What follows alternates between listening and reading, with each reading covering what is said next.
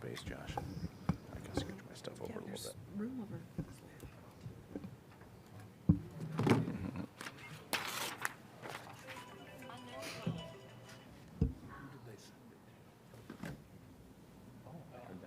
Okay, that's the thing. That's the thing. Really good thing. Anyway, I'll be bugging you and everybody I know about it because I know. All right. It is 4 p.m. on Tuesday, February 3rd, 2026. I want to welcome everyone to the Iowa City Conference Board agenda meeting, and I'm going to call the meeting to order. Roll call, please. Iowa City Council, Alter, Here. Burgess. Here. Harmson, Here. Moe, Here. Saleh, Here. Teague, Here. Wyline. Here. Johnson County Supervisors, Fixmer Ores, Here. Remington, Sullivan, Here. Iowa City Board of Education, Abraham, Here. Eastham. All right. Well, welcome to everyone that is joining us from the other municipalities. We're going to move on to item number C. Can I get a motion to approve the minutes of September 16, 2025 from the conference board meeting? So moved. Second. So moved by Rod. county, seconded by the city. Roll call, please. City Council, Alter, Yes. Burgess. Yes. Harmson. Yes. Moe, Yes. Saleh, Yes. Teague, Yes. Wyline. Yes. Supervisors, Fixmer Ores, Aye.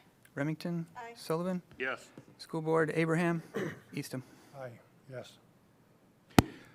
All right, we are on to item number D, which is the fiscal year 2027 budget. And I'll probably just turn it over to you. Yes, thank you. My name's Brad Comer. I'm the Iowa City Assessor. Our budget is included in your packet. Around 80% of our budget is personnel, so it doesn't change drastically from year to year, but in salaries, we've budgeted a range of 3.75 to 4.25 increase for our staff. Those numbers do include COLA and merit. We do have one appraiser position that's currently open. It's been open for a little while, and I've kept that salary flat. I don't have any immediate plans to fill that position. Cost savings and potential legislation have kind of played a factor into that. Big change in the budget, the health insurance, according to Johnson County's HR, was going up 9.64%. Postage and printing are two that we change every other year. We mail out assessments to everyone in the odd-numbered years, so this is for the fiscal year 27. We would be mailing assessments to everybody. Adding 2,000 to our auto replacement reserve. We have 3 cars, a 2010, 2016, and a 2022. Don't have any immediate plans to add, but we just keep putting a little more in there. I think we have 24,000 in there maybe. Yeah, on that cycle, we'd probably be due for another one in 2028 maybe, but we'll see. I mean, no rush. So overall, the proposed budget shows a total increase of $63,932 or 4.87%, but there's just a 1.98% increase or $21,090 in the amount that would be raised by taxation. Delaying the hire of that open position has kind of helped us keep that number low.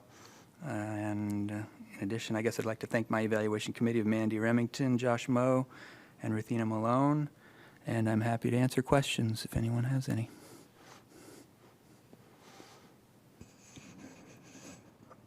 President, or Mayor Teague, I'm sorry.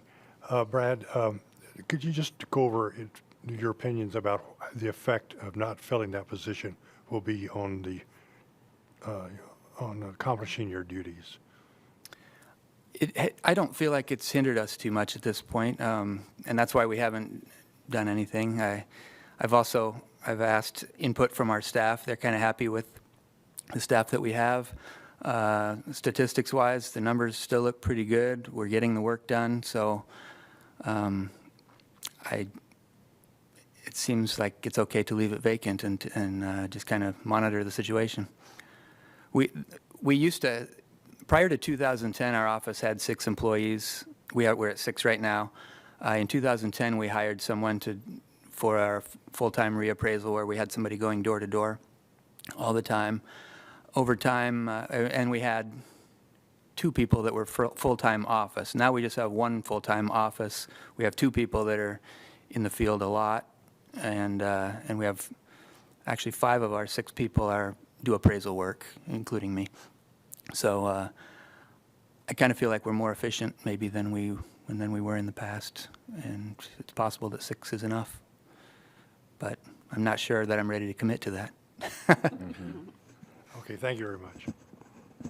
All right, any other comments? All right, could I get a motion to approve the publication of the proposed budget? So moved. Second?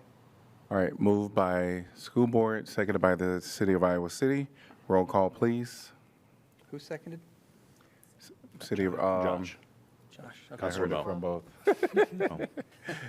All right, roll call. Alter, Yes. Burgess. Yes. Harmson. Yes. Mo. Yes. Saleh. Yes. Teague. Yes? Wyline. Yes. Supervisors Fix-Morores. Remington. Sullivan. Yes. School Board Abraham. Yes. Eastham. Yes. Motion passes. We're on to item number E. Could I get a motion to set the date for the public hearing? There's a suggested date of March 10th, 2026. So move, Saleh. Second, Alter. It All right. sounds like you're ready to move forward with that All right, public hearing. roll call, please. Any discussion on that before does that date seem okay?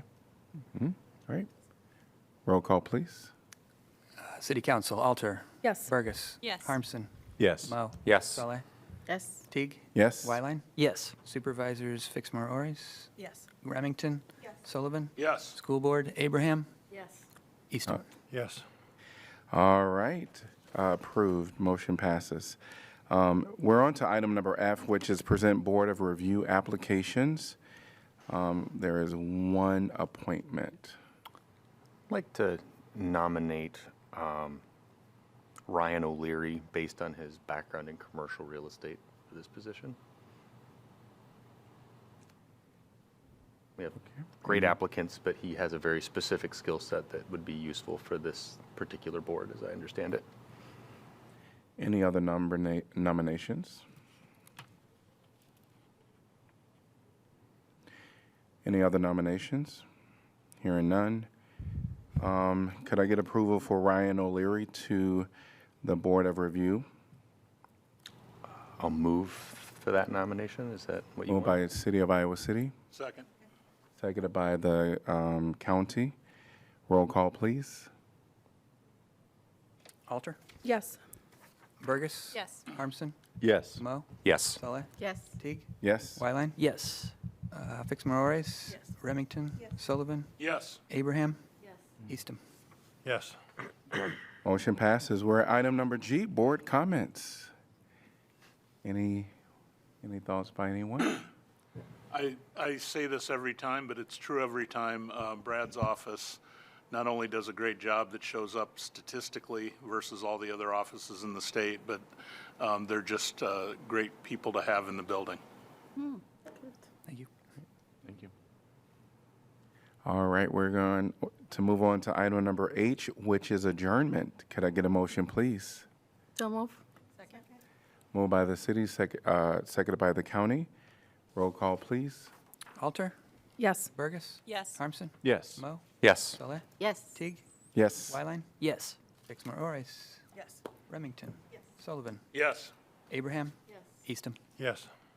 Motion passes. We're adjourned. Enjoy the rest of today. See you all. School board has a meeting. Have fun.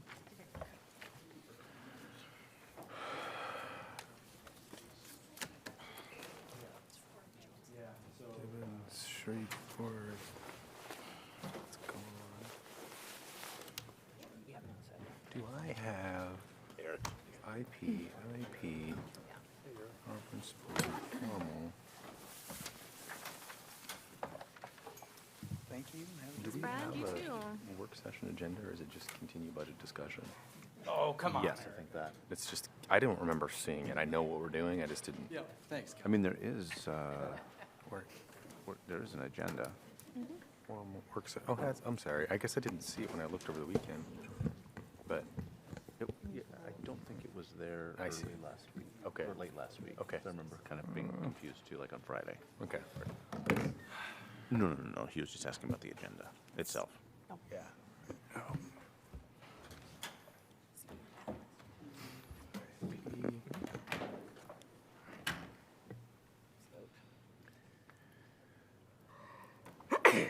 All right.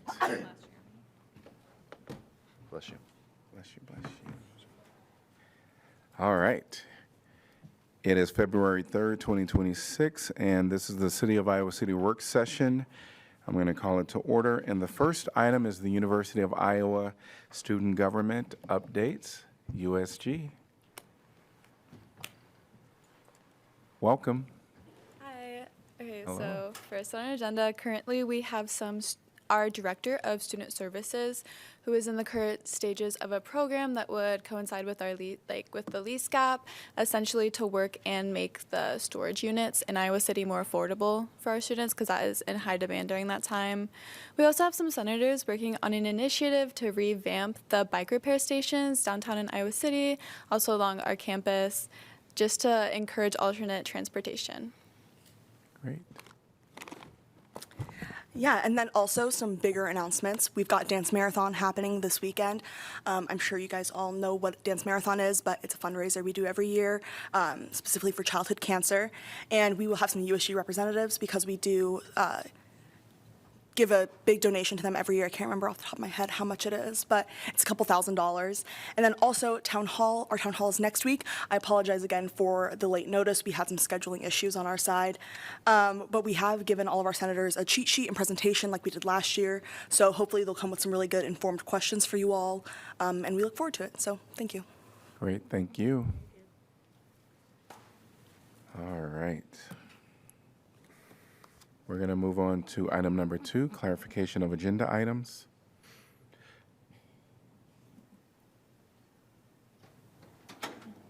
Going to move on to item number 3, information packet discussion, January 22nd.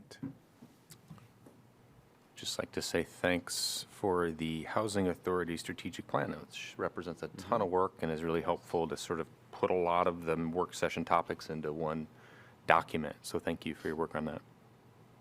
I was going to flag that as well, and just a question for staff, if we have any thoughts yet on how to kind of publicly present this journey that we're going on as a city, and just, I think this document is a great example of something that's really digestible and probably would be of interest to the public, just as we're, it's just to put that idea out there of making this public facing and easily accessible.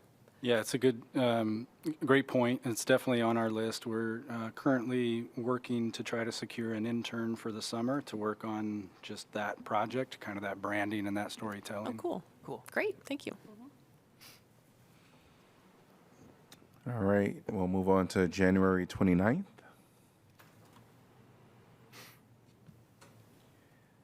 Some of that will probably come up in our next agenda item. All right, we'll move on to item number 4, fiscal year 2027 budget discussion. And I'll turn it over to our city manager just to kind of get us started. Yeah, just a quick introduction. So on page 61 of your information packet on the 29th there's a memo from Kirk Lehman, Assistant City Manager, that just tried to encapsulate your conversation at the end of our Saturday budget meeting on January 24th. It sounded like most of your follow-up budget discussions, if not all, we're going to focus on local option sales tax and the staff's recommendations on how to expend those dollars. So we've listed the topics that were mentioned at that work session that you'd like to follow up on. We're happy to provide some support for that discussion if it would be helpful. The only thing that we've really prepared at your request was a deeper dive into the arts and culture endowment recommendation. So at some point tonight, if you would like, we've got a slide deck of about 8 or 9 slides, I think, that give you a deeper dive into the thought process there and how that would work. We also have Shelley Meharry here from the Community Foundation, who can answer any questions about endowments that would be stewarded at that location. It might be helpful just to go ahead with the presentation for the arts and culture, just so that the council can get that review. Sounds good. Agreed.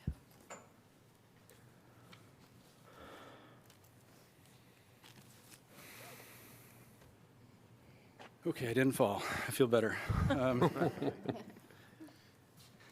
Rachel Kilberg-Varley put this together. She's our Economic Development Director, as you know, and is really the mastermind behind this proposal. Unfortunately, Rachel caught the flu bug that is going around quite a bit here in town and is unable to join tonight. So again, you get the B team back up here. I'll do my best to give you this overview, though. So with our arts and culture funding, remember, we're talking about the partnership piece of the LOST recommendation. And really want to talk about some of the reasons that led to this recommendation. What are those driving factors? So first of all, we've had status quo funding for our arts organizations for several years, and you've heard that concern from all of those arts organizations. It's not just our budgets that are being challenged these last few years. Every organization, every household has budget challenges, and when we haven't been able to increase our support for those organizations, they can do less for the community. We've also had really inconsistent and unclear funding processes over time. If you look at the history of how these organizations were funded, they were usually one-off requests, meaning there wasn't a moment in time in which we put out a call to support arts and culture organizations. It was a decision in 2007 to fund this organization, in 2012 to fund this organization, and there's never really been a holistic look at how we do that, or metrics, and really some decisions on why we're funding them and what we hope to get out of it. And then the last piece is we've seen over the last couple of years just a really encouraging effort amongst the arts community to work together. And we're seeing more of that from fundraising together, like the Strength and Grow Evolve, to doing things like Free Week, which is upon us again. So we see a real opportunity to kind of leverage that spirit of collaboration through a shared endowment strategy. These are the goals that we shared with you last time. So we hope that what LOST will be able to unlock is increasing those long stagnant operating supports that we've been able to provide and allow those organizations to continue to meet demands from the community.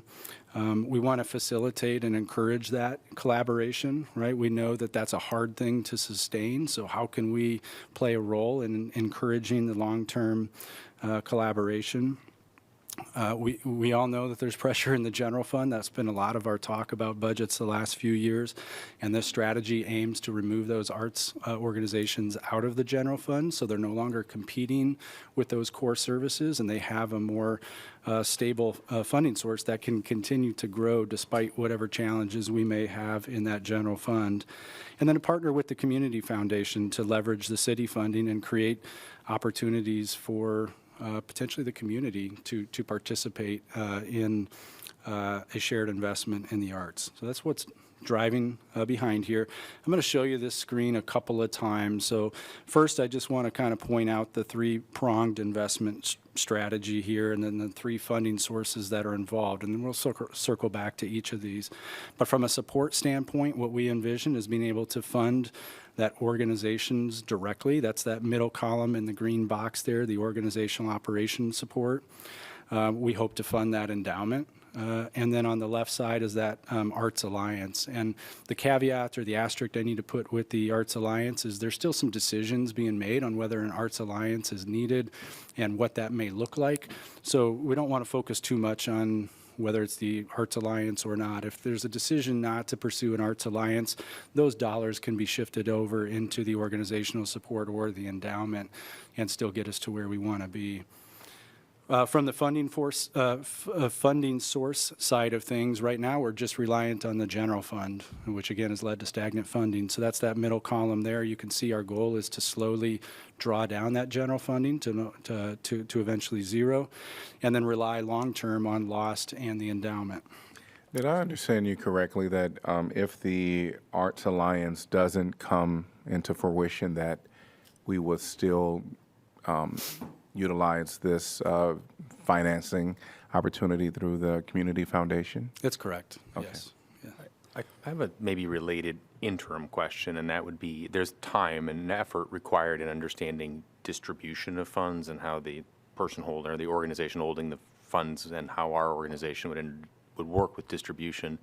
What do you imagine that time frame being, and what is the interim? Is it just in the city budget? Is it money rolling around in the city budget until we establish the actual parameters around the organization that would hold the money and the distribution of that money? Yeah, we'll get to that a little bit down the road here, but at least initially, I would envision the city retain full control of this, probably for several years, right? If it gets to the point in the future where there's an established Arts Alliance and we have the confidence to give decision-making capabilities over to the Arts Alliance on how to distribute those funds. I think a future staff and council could figure that out.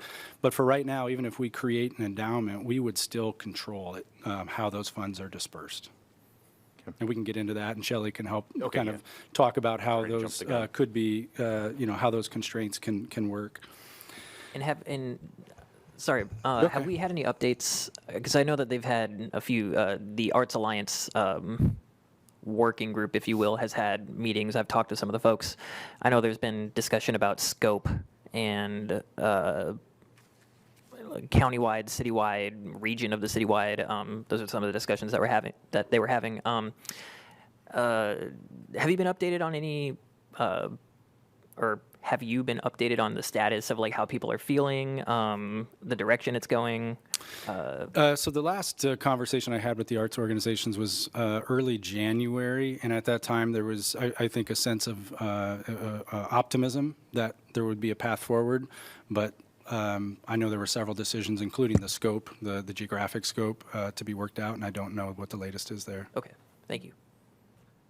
I think, too, being on the UNESCO board, that the sense of optimism, I think that's a fair characterization of looking at this, because that, has been an organization that has been stagnant, and the director has actually reduced, basically done a self-imposed furlough to reduce his salary in exchange for days off, and so just to keep the budget active and keep that organization flowing. And of course, as we know, UNESCO, because it's a UN-related thing, is under a variety of different attacks. So, I haven't had a chance. I haven't had that meeting since this actually more details came out. But yes, that I would just support to what the city manager was saying about a sense of optimism with this plan. So. Cool. So just to dive a little bit deeper into how we envision this, and this is all subject to change, right? Just like a lot of these lost recommendations, I expect you'll get some public input on it, and over time we may have to evolve this strategy. But as we're thinking about it right now, year one is really an initial 10% bump for those arts organizations that we've historically funded, and we would seed the endowment at that point, and we would potentially seed that Arts Alliance.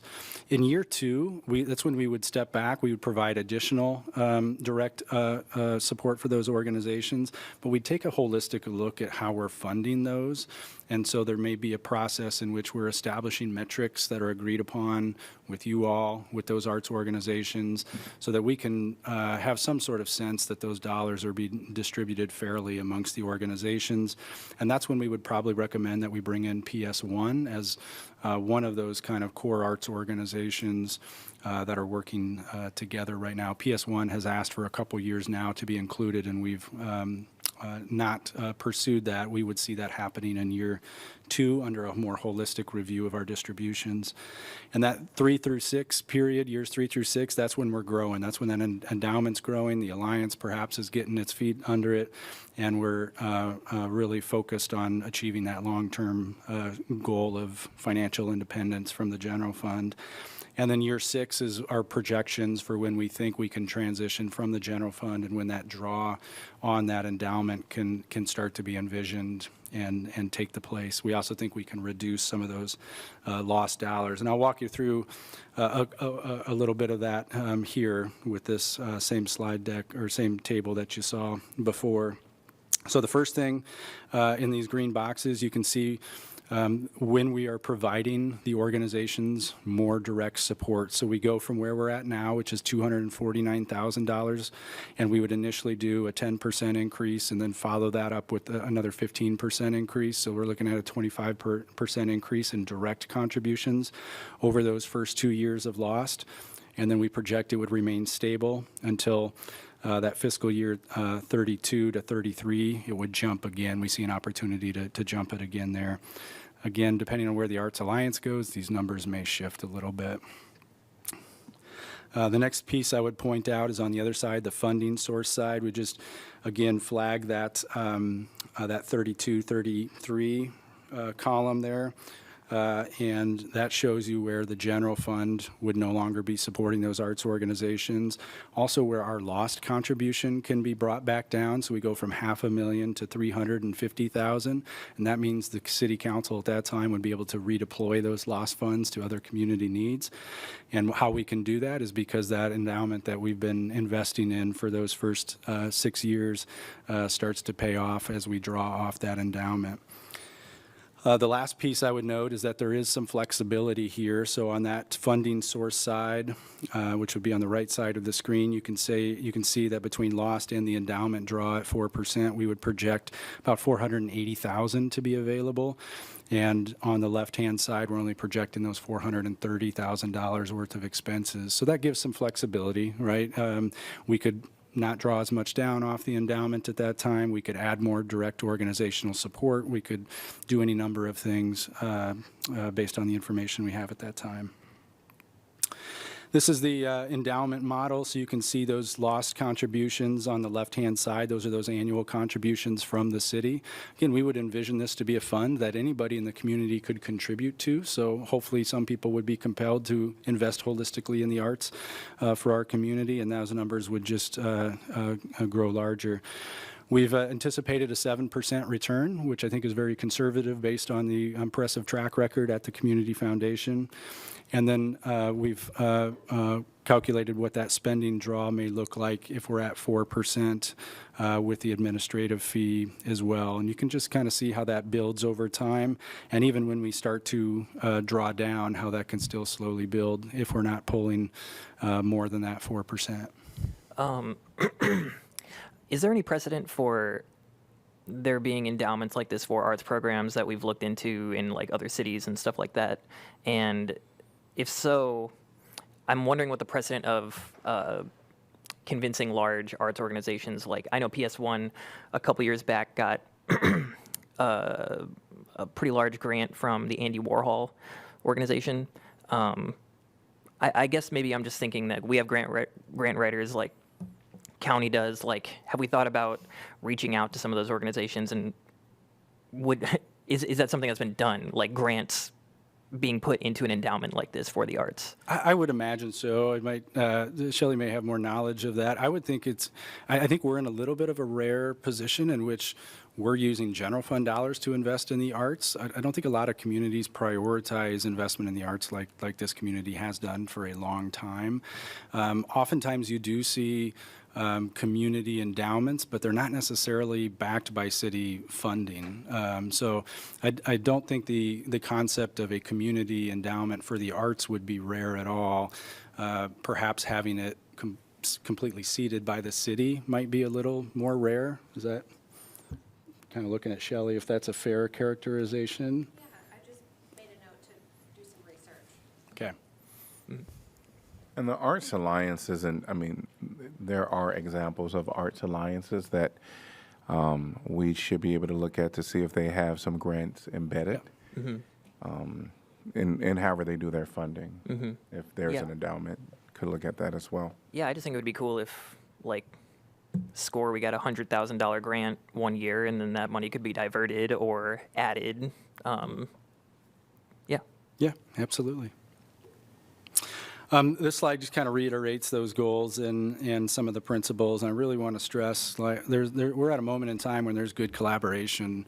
That's not always the case, and that's not just arts organizations, right? That's nonprofits, that's government agencies. So I think we're at an opportunity where we can do this now We may not be able to do it 5 years from now or 10 years from now. We don't know what that landscape's going to look like. So really want to try to strike while we have that good synergy.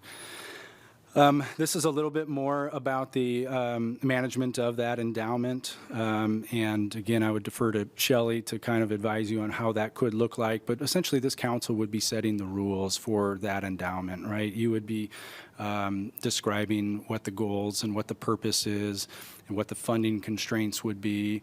And then Shelley and her team would ensure that the distributions follow whatever framework you set forth. So that would be something that would take several months of work with us, and then between us and the Community Foundation staff, and then we would present that back to you all and make sure you're comfortable with it. But we can answer those questions if you'd like, and I'd ask for some help with Shelley since she was gracious enough to attend. The maximum spending draw is 5% just for any community foundation.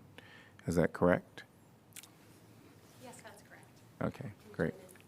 Welcome. Hello, Council. Good evening, Good evening. afternoon, evening.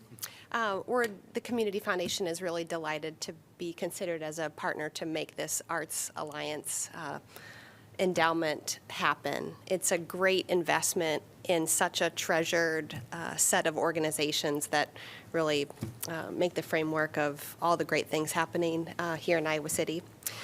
Wanted to make a couple clear points about the endowment. So we are able to set up the endowment to ensure that the investment in Iowa City, if it is needed to remain benefiting Iowa City-based arts organizations, that we can do that. There's communication about wanting this to be a tool for other donors to give.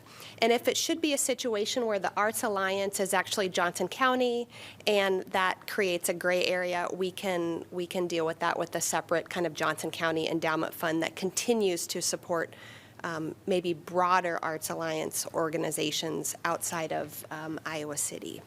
Another point that was made regarding grants. So partnering with the Community Foundation to have any fund is a wonderful opportunity for grant making. We are a 501c3 tax-exempt organization. Some granting opportunities do not allow municipalities to apply for grant funding, and especially in a situation where we're bringing multiple organizations together to do something greater than one organization. Having a Community Foundation as the applicant, so to speak, pulls all those pieces together in one organization, so we could be helpful in that regard as well. So great opportunity there.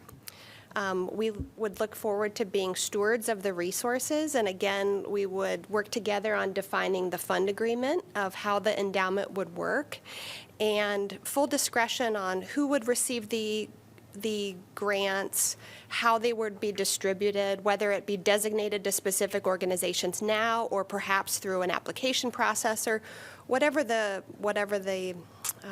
parameters might be, we'll work together to ensure that happens. Donors also are eligible for the Endow Iowa tax credit should they choose to give to an arts endowment fund, similar to any endowment that we hold at the Community Foundation, but an additional benefit to donors who choose to give to an endowment fund. The mayor asked a question, and I kind of want to hear maybe a little bit more about the legal or the statutory requirements for how much we can spend. Obviously, with an endowment, we actually want some control, but not complete control to spend it all at once. Can you walk us through what we get to determine versus what is required by Iowa law? Sure. So what is required is funds, endowment funds that are eligible and receiving the Endow Iowa tax credit must not distribute, as part of the Endow Iowa rules, more than 5%. And so that's what we've adopted at the Community Foundation as a standard for all of our funds, is to not grant more than 5% out. So if we would want this to be Endow Iowa eligible, we would want to follow those requirements. Now, as far as grant making, more than that, technically you could, but the idea is to preserve principle, grow the fund, make grants, and have it continue to grow over time. Thanks. Right, bigger principal, that means that 5% becomes a larger end Yes, number. the investment from the city, the lost dollars kind of become the principal, it grows, and then the 5% spending out of that. Oh, when there have been endowments made like this in the past, I think you were saying that it would ultimately be our decision, the final strategy for that endowment. I guess when I've talked to try to get some different folks in the arts and culture community, talking to them about this, a couple times it came up, well, like, yes, the idea of investing upfront and then getting returns later and it not being out of the general fund is awesome, and it's a regenerative fund. But then they also didn't want to have their arts funded by like the Raytheon and Coca-Cola fund, you know, like what they're investing in was some concerns that I had. And I told them that I would imagine this would be something that, you know, we would be accountable to and not just the community foundation. Would that be fair to say, that we have oversight? So you'd have the opportunity to provide our finance committee with some guidance, and we would need to figure out what investment vehicles we would use for that. We do have a socially conscious fund that we do have available at the community foundation. We just have to look at what the council's recommendations for investment that you'd like to see have happen. And ultimately, at the end of the day, the Community Foundation's Board of Directors vis-a-vis the Finance Committee sets the parameters for what we can invest in. But I'm sure we can review Yeah, that was just something that proposals. Yeah. was brought up to me a couple times when I've tried to talk with folks about this. Sure. I think I have the same question like, Councilor Wyline. Is this going to be, like, for example, we say Art like Alliance, and is it, like many of them in the community, is this like in a given year, every organization will get some kind of funding? Or this is also going to be like through application, some people might get, some people might not? I'll let you defer. So staff's intention is to continue to focus on the organizations that we've funded historically and bring in PS1 in that second year. So as we see it right now, we would fund those same organizations with this endowment. We wouldn't envision a competitive application, but that is possible. Should the council want to go a different route and invite competitive applications, whether that's annually or every 5 or every 10 years, however you might want to do it, or a future council might want to do it, I think we could accommodate that. But staff's views right now is we've been funding identified organizations historically for many years. We're trying to continue to fund those same organizations plus one, and we don't envision it expanding beyond that. Yeah, that's what I thought. The goal is just to make those organizations sustainable and like to ensure that they receive funding every year. Yeah.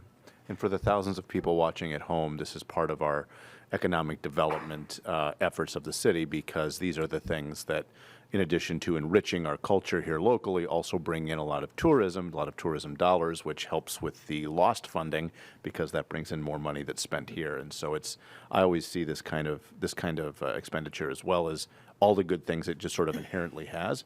It's also like watering the garden. So. Yeah. Related to Councilor Wyline's question, do you currently have any endowments that have ESGs or sustainable funds that you manage? We just have the socially conscious fund available for any donor that has an interest. We actually have one particular fund that came to us that had that interest. Okay. Otherwise, our investment portfolios are all managed locally by 4 local financial institutions. The Finance Committee directs the investment policy, and then that's given over to the investment managers to choose their own portfolio. Okay. And the reason I ask is because I was curious if, through your experience, if the drawdown is different. If maybe we shouldn't expect a 5 or a 4% drawdown if we choose different investment vehicles. Our data shows the return is not as great, but it's also, It's a choice we have to make, but I also don't want to look at a chart Right. that's not true to what we think we're going to have. Right. It's not as favorable as the standard portfolio that we have used, but it's also not an apples to apples comparison Yeah. too. Yeah, okay. Just on the point, Jeff, of the organizations who would be included, I agree that having that like sustainable operational funding that we've provided in the past makes a lot of sense. I also know from serving on EDC that there wasn't necessarily any, roadmap to how we got there. So I would ask us to consider, something evaluative as we nail down who all is involved. I mean, I think even just my exposure to these different organizations and experience and engaging with them in the community, I think PS1 does great work, and why do they have to wait? Just as an example, right? So I would appreciate if we could consider some rhyme or reason for what we're including and how organizations might seek to be included in the future. I think a lot about all the very agonizing conversations we've had in the aid to agencies and who's legacy and who's not, and how do you prove that and what does that mean? I don't want to create a complicated structure, and I know there hasn't been a lot of intention behind which organizations and how much per year in relation to each other, which I think having everything, sort of in this alliance or funding them out of the endowment might, that maybe we should do that. I think, was that part of the second year 2 plan that you presented with us? Yeah, we were recommending we do that in year 2, and part of it is just because of the amount of work that's going to go into getting the endowment set up correctly, knowing that the Arts Alliance is going to be in its infancy if they pursue that. We just thought that second year might be a better time to pursue that. It can be done in the first year. It's just prioritizing the staff time to focus in on that. And we'd be up for that challenge if council would prefer to do that holistic review in year 1. I mean, I wouldn't want to wait too long, but it seems like if we still have some big question marks, we could do a lot of work now, have the Arts Alliance form, and then have to start over. So I don't know if that's very efficient either, unless I'm reading the potential things that could happen in the next 2 years differently or incorrectly. I know this is a little bit Rachel's lane, but has the Arts Alliance consultant report been fully returned? And so we don't really know the recommended shape of that organization even yet? No, you can. Okay. The consultant met with the orgs invited to participate in the potential forming of the Arts Alliance just on Friday. I feel like I'm stepping too close to the microphone. No, you're good. Got final feedback from committee. I was there, Rachel was there, and we're getting very close. I have to say, I'm just so proud of all of the arts organizations. They're really standing together, shoulder to shoulder, putting down silos and really collectively wanting to uplift all the work that's happening. And I can say it really does seem like they want Johnson County, all organizations in Johnson County to benefit from the work of the Alliance in whatever form that might take. I'm really interested. Sorry, just one clarification. Whether the Arts Alliance moves forward or not, we still believe the endowment is the correct vehicle to pursue. So for us, the endowment could meet, could and should go forward regardless of what shape the alliance takes. But sure. One of the things I appreciate about that plan is it does give, we look down 5, 6, 8 years down the path, it gives some of our arts funding, makes it, I don't want to jinx anything by calling it bulletproof, but it does make it a lot more stable. And that's one of the things, too, that I've heard from some of the UNESCO and other folks that are interested in this. Should we continue to have all of the challenges we face with our property tax and all the stuff coming from Des Moines, but at the same time, should that situation ever improve, there's nothing in this plan that says, one-off projects, but for an ongoing operating fund and having this solid, have, again, several years now hearing those conversations and that shakiness and that uncertainty, doing away with that and doing with it long term is just, I really like that. I really appreciate that kind of a plan. All right, well, thank you all. Thank you.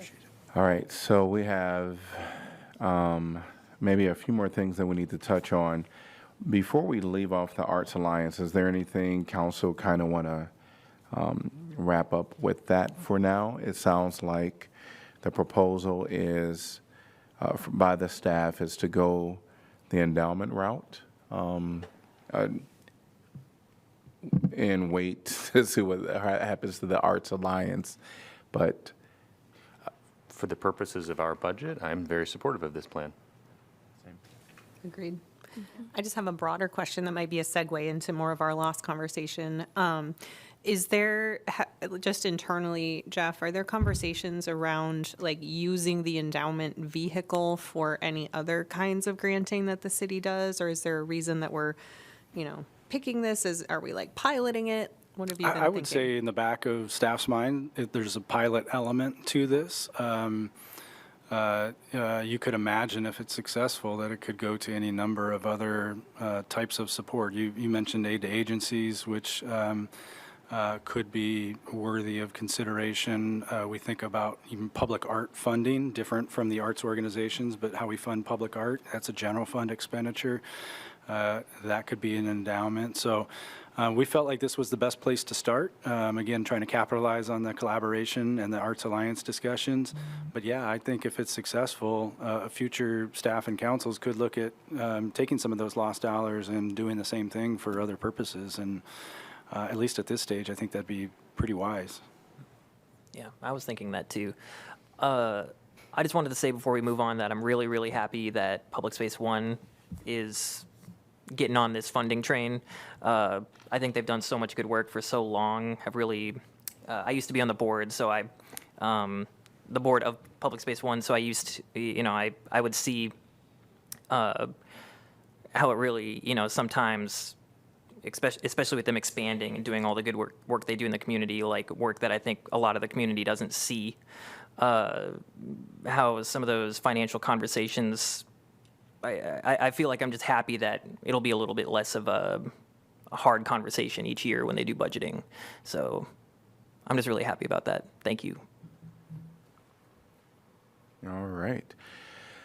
So if we looked at the memo that we received from our assistant city manager, there are, just recapping, about 4 topics, shall we say, that we wanted to continue discussions on.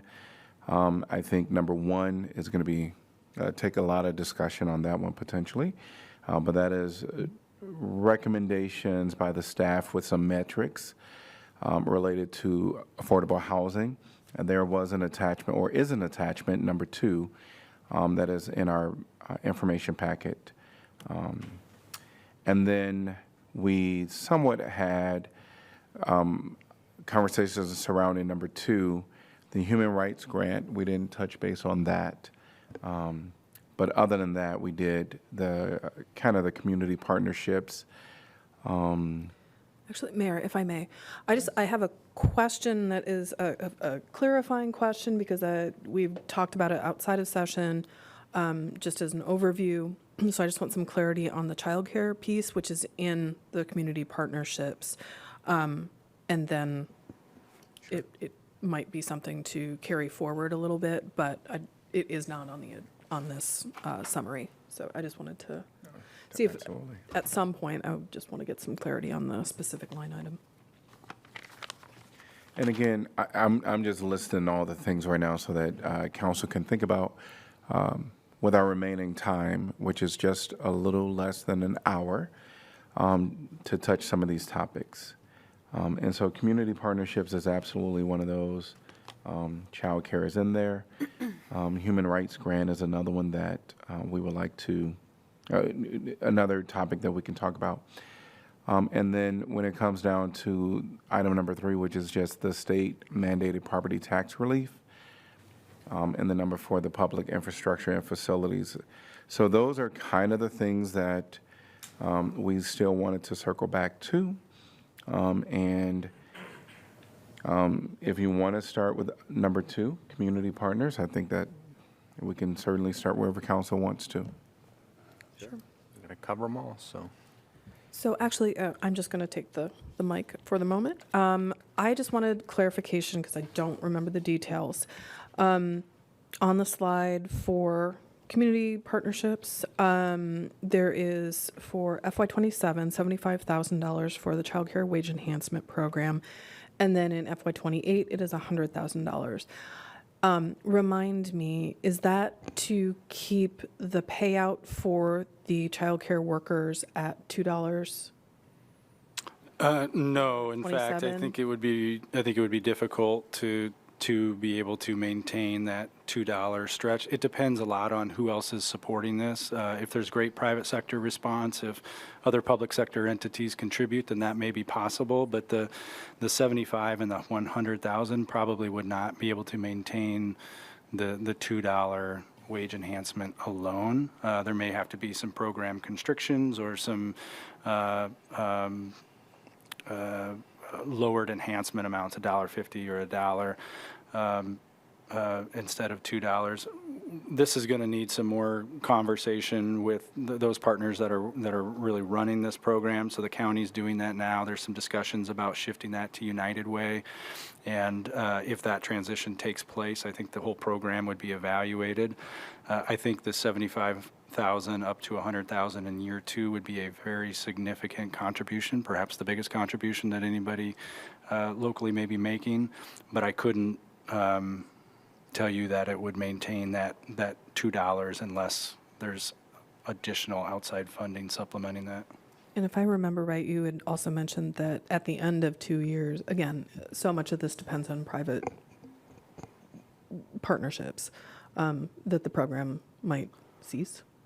I think with our contribution, yes. it would. I think yes. I think there's some questions about how it can be maintained. I think the public sector is going to have to invest in this for it to be sustained. We only show 2 years here. It's not that because we see it as a 2-year investment. When you make this type of investment, you're really kind of committing long term, unless the program's not delivering the results that are satisfactory. What we tried to show between fiscal year and 27 and 28, when that investment goes up, it's because that initial fiscal year, we're not expending all of the expected revenues that we get. You see the $525,000 at the end of fiscal year 27 there. That's a little bit of conservative budgeting, not knowing what that sales tax revenue is going to look like. And also, we're hoping to use that fund balance to seed that capital reserve that we talked about in the budget work session. When you get to year 2, we don't feel the need to budget that conservatively. We'll think we'll have a much better feel on what those revenues are. And we do feel that we could bump that up to 100. And you'll see that in a number of them where they get a bump in year 2. And has there, sorry, go ahead. Just specifically on the wage enhancement, when we first started that fund and that program, I know we talked about asking for contributions from private partners to be like on a per employee basis and setting some number. Is that reflected at all in this 75,000? Okay. No, I don't know that really took hold in the community. Yeah. So this number is what staff felt was needed to make a meaningful contribution that can keep a program going. It was not intended to be the sole provider for that entire fund. If you go much lower than this, I think there's more risk that this thing falls apart. And if you go much higher, I think then the pressure on everybody else to contribute to a community-wide objective starts to dissipate. So we tried to find that magic number. It could be that in discussions with those folks that are directly working on this program, they may encourage or advise you to shift those numbers around a little bit more. But from where we sit as staff today, this was the best number that we could target. I think there's a lot of moving parts when it comes down to child care. There's some legislation being discussed right now relating to it. Of course, it would be great to know what community partners have committed in the past, just to get a refresher on that. and who might be signaling that they're going to continue to contribute. But I guess for us, what would be helpful to this council? Do we want kind of a memo relating to this, a little more specific as to what, who has contributed, what things are at play right now? Or are we comfortable, just stating that this is the contribution that we're going to give right now, realizing that there are a lot of moving parts that we can't control? I think the only thing that concerns me is the fact that, and I certainly appreciate that this is in and earmarked for this through Lost. I think what concerns me, though, is the fact that there are so many moving parts with childcare, and that there might be other opportunities or other innovative ways to be able to address our local childcare needs. And just, there's so much need, not enough money to go around. So everybody needs to come and spend their money in Iowa City. But I would love to be able to think creatively at a certain point about being able to allow for projects, set money for projects that we don't yet know about, whether it's specifically within childcare or others. Right now I'm focusing on childcare just because it's top of mind, but as we move forward in talking about the ways that we'll allot Lost, I think that one of the things that I liked so much was that there are these placeholders, both or projections about let's build up some reserves for specific things where it's absolutely needed for the capital reserve, for the build partnership. It would be fantastic if we could figure out a way to start to do that for other programs, because in the big scheme of things, $175,000 for 2 years for wage enhancement for $2 more an hour. No one else is stepping up, which is a shame. And I'm glad the city is, but I would like to be able to see us think more expansively and maybe, again, work with our other entities that could help in this endeavor, whether private or at a county level. I know they've been instrumental in it. So kind of on my soapbox, but it just seems right now that that's a really small amount for it actually to be going down in terms of the lived wages. And so that's troubling. So right now we have a very specific child care wage enhancement. Do we think that changing the language where it just says child care, in parentheses, i.e. wage enhancement, gives us a little more flexibility, and also signals that, as you mentioned, if there's other opportunities coming down the pike, we could shift with decreasing public expectations a little bit. Because right now it's very specific that we're going to use it for wage enhancement. I'm not suggesting that we change, the $2 an hour, but maybe there's a program that comes from the state, that does that enhancement, and maybe there's another opportunity. But if it's specific right here, then I think it could kind of signal that that's what we're going to use it for. But if we kind of change it to child care, example, wage enhancement, then it could give us a little more wiggle room with all of the moving parts. I have kind of a foundational question about the program, so without debate. When we were talking about the Arts Alliance, I know in the back of my mind and probably in some of the back of your minds, we were thinking, is the city funding this? And the reason I was thinking about that is because it's a regional effort and wanting to see that our Iowa City dollars get spent on Iowa City things. It's my understanding the Child Wage Enhancement Program was a regional effort. Is it diminishing to being just an Iowa City funded effort, yet we're funding a regional priority? Is that's not fair characterization? No, our dollars are restricted to child care centers in Iowa City. That was part of the ARPA requirement when we did it, and I would envision that to be the case here. So The question is whether a Johnson County or a United Way would want to operate a program if only one community is participating. At some point, they may say, well, Iowa City, this should just be your program. Okay. So there's definitely value in the regional program, but our dollars are staying Okay. local. Yeah, I mean, obviously, this is all good, but I also want to think strategically. Absolutely. And, is our best place wage enhancement, or maybe as Mayor Teague was suggesting, some other way to help daycare centers, like help them build facilities in Iowa City. But you need workers to work in them. Right, they need all the above, right? Like, Yeah, so. I mean, it's such, the number one thing that childcare centers need, they're mandated to have People. a lot of people. Yeah. And they're paid Okay. horribly. So I guess for me, I'm okay with actually having it be specific because we have a setup program that's proven to work. And actually, as far as a memo goes, if we just wanted to get Think Iowa City's data, Michael Chen has it all at his fingertips. I think it was more to say, as we think through Lost, and obviously this might be a very different conversation, and I hope one that we get to have a year from now when we see what we're getting in. Right now, we don't know how much, and so rightfully so, our staff is being conservative, and it's the smart move.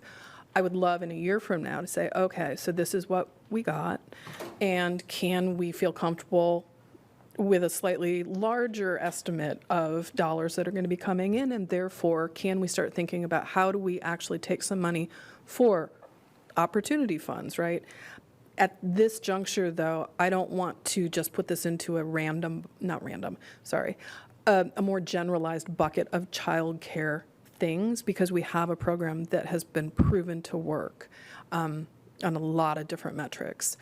I'm just was remembering, as Jeff confirmed, that this is actually going to, even the amount that we're putting in the next 2 years is going to potentially and likely diminish the wages because it's just not enough. So I would rather it stay at wage enhancement while also offering up to council, let's think about how we might be able to create some wiggle room for additional specific programs or pilots or, all of the above when we know better what we're working towards. But I just don't want this to become like the arts pre-endowment, where it's always, given the need, it's always a pittance that we're getting. So that's my soapbox, and I'll say it again later. No, I Yeah. really appreciate that. And if there is maybe one thing that I admittedly might naively think that the state legislator might have some shred of humanity about, it's childcare. And you mentioned that, Mayor Teague, that there was legislation being talked about. I don't know if any of our staff has heard anything about that. I mean, that'd be wonderful. I mean, I don't think we should expect anything, but I guess the other thing, I would like to, I don't know if it needs to be a memo to all the counselors, if you all most of you were there, if not all of you were there when you had the initial ARPA funding to put to this program, but maybe it might give me more context if I just have a sit down with Jeff and talk about how that is all set up, and so I can have a better understanding. But I don't know if I necessarily think you all need a memo. I could just do that on my own. Although I will say that, I said there is one prepared. I think I said think Iowa City. I meant to say Greater Iowa City. But the data that they have been able to collect is also incredibly useful, and I think it would be great as a part of the information packet, just more broadly. Yeah, I would certainly have to defer to those community partners that are administering the program, and that includes the Johnson County staff and Michael Chen and Greater Iowa City team. But I can connect you, I can get a memo and give it to you all of the above. Okay. All right. Where do we want to go from here? There are a lot of topics. Are we still going to keep it in number 2 for now, or? Oh, we can. Just want to clarify one thing to council. You're probably feeling a little bit of pressure to kind of sign off on this for the budget purposes. outside of what is replacing general fund dollars, you have time to perfect this post-budget adoption. So let's take the child care wage enhancement piece, and you layer in the UI Labor Center pre-apprenticeship program, and you layer in the capital reserve dollars. Those are 3 examples of things that aren't replacing general fund dollars. They're new programs. The budget is going to have all of these expenditures outlined, so you're going to have the authority to expend these dollars. But if you decide to move them around and these numbers want to shift a little bit, or even if you want to change and say, you know what, the capital reserve was a good idea, but let's not pursue that in year 1, and you want to switch that, you'll have the ability to do that post-budget adoption. So I just don't want you to feel the pressure that you have to solve all of these complex issues and funding decisions right now. There is that slide that we shared with you on what's replacing general fund dollars. If you want to make those changes, we'd like you to do that before the budget adoption, because we've got to get the budget authority back in the general fund unless you want to drop those programs. Thank you for that reminder. A follow-up on that, Jeff. For when we're looking at the budget document for those items that are general fund relief, I guess I kind of expected something in the revenue portion to say like local option sales tax is this chunk, and because it says like transfer from general fund in the revenue section within a given department. I didn't know if the general fund relief, like that's in addition to what's currently shown in the revenue section, right? Like that, it's not reflected in our budget book, I guess is what I'm saying. Right. So for almost all of the things, it was removed out of the general fund completely. So it's planned to be expended out of the lost fund. So it's not in the general fund budget at all, other than the GRIP piece, because it was going to be too complicated with repayments. So that is the only piece that is still like the expenditures are physically in the general fund. So what I'm getting at is like for different departments, like whether it's NDS or whatever it is, like having the knowing that the revenue that we expect that is expended in the lost expenditure part of the budget, right? But the revenue that is supporting a department isn't shown in the revenue, like the lost revenue isn't shown separately. Right, because the lost revenue is also in the lost fund. So the expenses are just moved. Before, there wasn't necessarily, like the aid agencies, there wasn't a set funding that was paying for that. That was just the overall property taxes. So it's those expenses really are just moved out. That the revenue is still all there to be used for all of the other things, which in this case is, mostly going to wage and benefit increases throughout the general fund. So maybe my question, which I can follow up separately if other people don't care, is sort of for each of these general fund relief, where would they have been in terms of the departments, right? Like that part I'm having a hard time reconciling. Yeah. We'll just have you identify yourself for the record, please, Nicole. Nicole Davies, Finance Director. Thank you. Yeah, we could do it in 15 seconds here. So support for the winter shelter and street outreach is NDS budget. GRIP is NDS. Human rights grants out of Human Rights. Climate action grant is out of the Climate Action Division. The Community Mental Health Liaison Program was out of the Police Department. Aid to agencies is out of NDS, and the SHMID is out of the City Manager's Office budget. Okay. Nice. That was easy. Thank you. Schnick. Yeah. Great. All right. So we don't have to make all the decisions now, but certainly there's a few things that we need to do because of dates and such. So just want to still open up the floor to any counselor that want to focus in on anything right now. And if anyone want to talk about number 1, let me know. I have a conflict with one of them. That's why I have to recuse myself. Okay.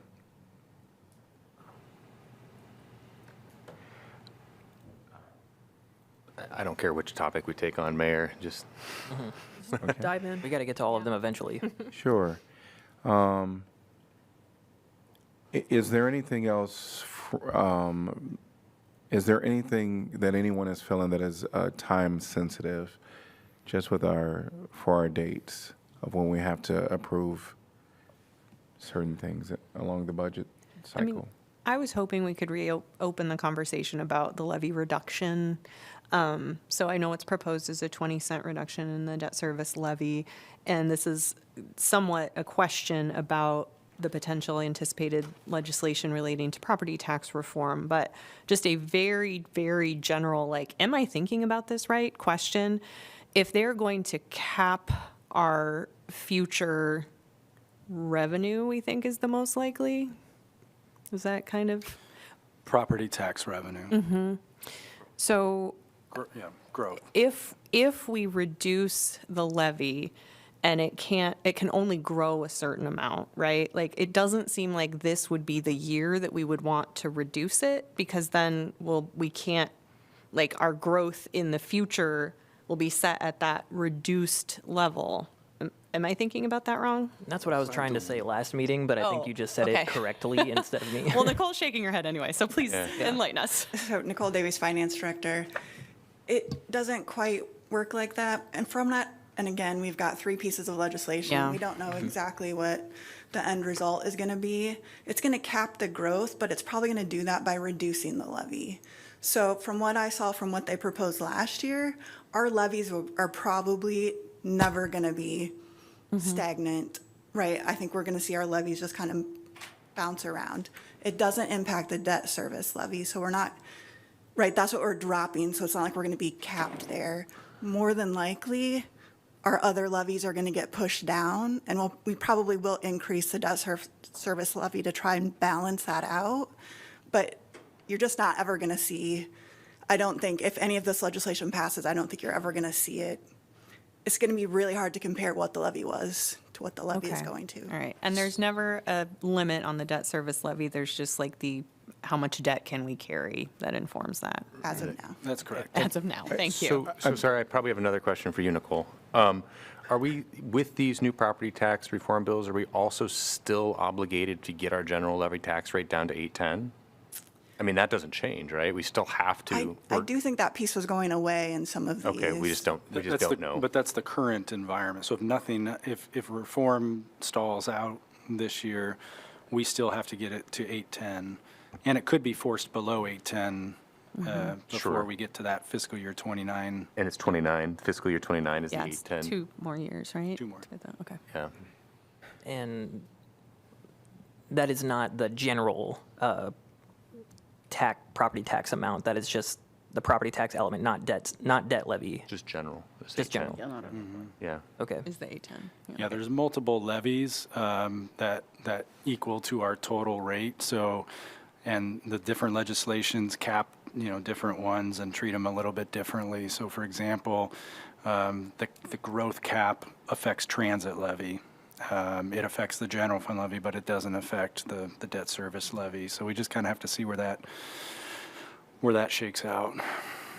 And I do think you bring up a good point, Councilor Berg. Is just, for me, I'm thinking about loss option sales tax. When we had that conversation and we did it years ago, right? All the opportunities, we would have had in the fund, but some of the changes in that, the legislation surrounding it also affected us. And so I guess given some of what's happening at the potentials of what's happening at the state, I would just maybe ask the staff, if council agrees, just look at what's happening and see if you do have a different recommendation, or if you're very confident that what you've recommended to us now is the best situation, then so be it. But if there is some change in thoughts that have put us in a long-term better position, then I would rather have that coming from you all at this point and talk through it, and for us to really consider it. Yeah, I don't think we need time to discuss that. The legislation that's being proposed this year, in a lot of ways, is very similar to what was proposed last year and worked on until the very last day when then they threw in the towel. So we make this recommendation knowing what we think is inevitable this year, that one of these 3 bills will in some shape be adopted, and we feel confident that this levy reduction is not only manageable but prudent given the state's legislation and given that relief requirement. So our recommendation doesn't change based on what's been introduced. Great, thank you. Yeah, I guess my thoughts, I partially articulated last time about this is, I mean, there's $14 million in loss, and we could have put all of it towards property tax reduction, as I understand. Obviously not what we talked about, not what we're doing. I was like $2.80, and we're doing 20 cents. It's kind of small. The property relief component, 50%, we're doing relief, not reduction for the most part. Like, could be, you know, $1.40. Again, we're doing 20 cents. Like, it seems pretty modest. Am I thinking about this the right way? Like the percentage of reduction or the amount of reduction we could be doing is a lot, and what a lot of communities do. We're not doing that. We're really small in our reduction. One of the $7 million. One of the 7 million, correct. Right, which is 20 cents. 20 cents. Yeah, and I think we also know that our option is to, like, I think North Liberty and Coralville both are increasing their levies, even And- though they have lost, and, you know, are very comfortable with the, They think they're going to get away with it? yeah, Okay. yeah.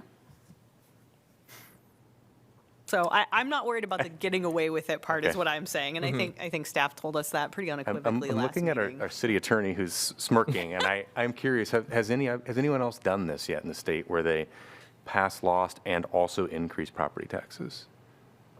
And call it with a straight face property tax relief? Well, I'm aware that there are other communities who have engaged in the same exercise of characterizing what they've done as relief. I guess I haven't looked deep enough to see whether they have Also increased? Yeah, had new local option sales tax subject to the 50% minimum requirement, which wasn't always the case, of Right, course. And raise their a levy even despite that. I'm not sure the answer to that Okay. question. That would give me pause. One question that I have, and let me know if I'm thinking about this in a wrong way. The debt levy diversion, which is kind of like what we envision for the vast majority of this 50% to be, what if for some reason at the end of the year we just don't have that many projects to divert the levy from, and we have all of this money that's supposed to go towards diversion, but we just don't have the projects to do that? Then at the end, would we just be forced to reduce, or? No, so every year, we're averaging over $15 million per year in our CIP. That's how much we're bonding every year. Actually, your CIP shows a higher average, closer to 17 or 18 million. So for example, if on the list of projects that we would be using these property tax relief for, let's say the Highway 6 trail expansion, we bid that, it comes in way over bid, and we decide not to do it so that 1.5 million doesn't get spent, we would simply reprogram that into next year's lost budget, and we have ample projects, especially when you think of Dodge and Taft and the Burlington Bridge. There's no shortage of projects that could benefit from that. It's just going to reduce our borrowing amount. Okay. And I don't think there's any issue in carrying over funds 1 year and reprogramming them. Remember, we're not getting all these funds in fiscal year, in calendar year 26 anyway. We're not going to get the majority of the funds until calendar year 27. So we've got ample time. I guess for some reason that makes so much sense. In my brain, I was thinking perhaps, I don't know why I was thinking this, but perhaps the 50% property tax relief would have to go towards something done by the other 50% of so the projects would have to be from these other things, but that makes way more sense. Yeah. So I guess one final point, and I'm totally cool if nobody's interested in entertaining the not reducing the levy, but we do have a set date by which we have to have the maximum, and that includes the debt service levy, that we can't raise it, and that's pretty soon. One of the early dates. Sorry, Nicole. I'll keep talking while you're running up here. But just the property tax relief portion, the 1 million of the 7 million, like we could, for example, put 3 million towards the pavement improvement project and not lower the levy. Correct. So that's the kind of thing I just want to make sure people are on board with, like, this is the premise. Correct. So Nicole Davies, Finance Director, assuming you don't have a special meeting, you'd have to decide that at your next meeting, because we have to give that information to the county by March 5th in order for that awesome mailing to go out to everyone. Okay. I'm down to entertain that notion. I think I brought it up, especially since this wouldn't be an increase. This would just be not a decrease. So we're not doing what North Liberty and Coralville would be doing if we decided to. We're not. I don't think you're proposing, increasing the general levy, but I think maybe I just understand the time constraints, but I think it would be a worthy conversation looking at these other things like the annual pavement rehab, the fire station Highway 6 trail expansion. If we think more money directly towards them or any of these projects would be better than just the $1 million reduction, that's a conversation that I would be interested in having. I have a question. So is there a proposal for, because I thought I heard Councilor Wyline say reducing the levy, but I understand you're wanting to increase the levy. Yeah, sorry if I misspoke. Keep it the same. Yeah. I feel like I understand that not like reducing, not increasing it, leave it the same by using the $1 million for something else, not paying the tax. Am I right? Correct. Yeah. You're understanding that correctly. And I also, another question I want to ask you, is the 20 cent that will be reduced, is this the same thing, 20 cent from the, 100. like also 20 cent reduction from last year per 1,000, right? Correct. So the total levy that was 1563 would go down to 1543 And per thousand. And if we break that out, this comes out of the debt service part of that levy, correct? Correct. Out of that 15. And we've been at 1563 for 3 years. I think that's about right. 3 years. 3. Yep.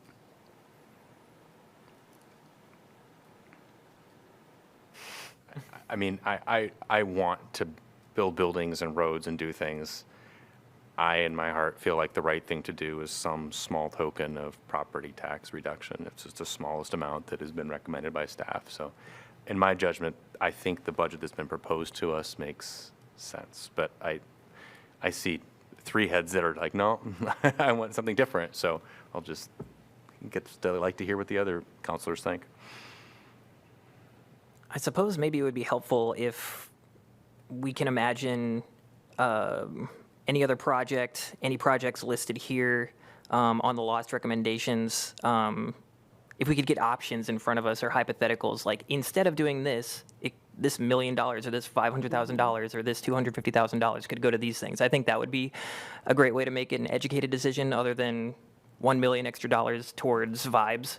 And I definitely would want staff's recommendation. so, I mean, I'm interested in having that conversation. I understand that it needs to be a quicker conversation that isn't waiting until April, but yeah. Yeah. So I think if the state has this property tax relief 50% requirement, certainly all the things that are being proposed are allowable within that. Certainly, we can take away the property tax rate reduction, and this is specific to property owners. For me, I think some element of having what their ultimate proposed intent was be represented in some way, 20 cent per, I think this is reasonable.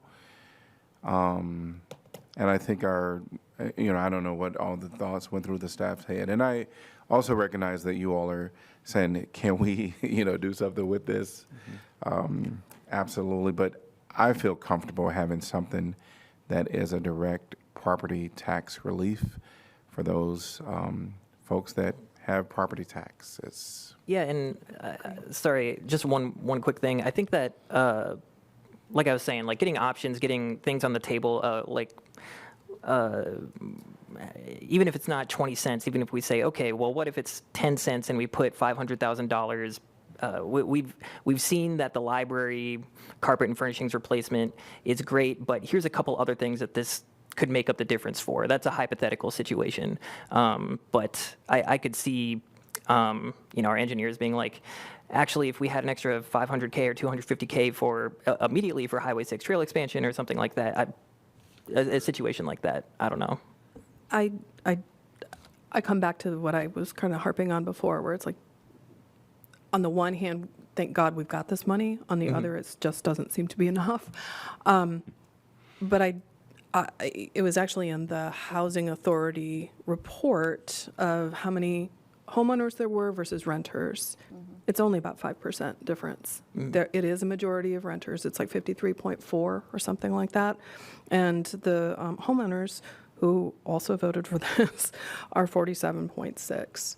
And we have very high property taxes. And while this is not a reduction per se, I mean, it's not relief. It's not a check Thank you. back. Right, it's not a check back. I feel like this is proportional in terms of saying we're trying as a city to help better the city as a whole. Among them, 47.6 people, or sorry, 47.6% are homeowners, and some portion of those voted on this. And so I feel like it's proportional as a response in terms of coverage for why people voted for this. When I was out campaigning, I heard from, I would say 1 in 2, 3 houses, it was about, when talking about Lost, it was about property tax relief. So.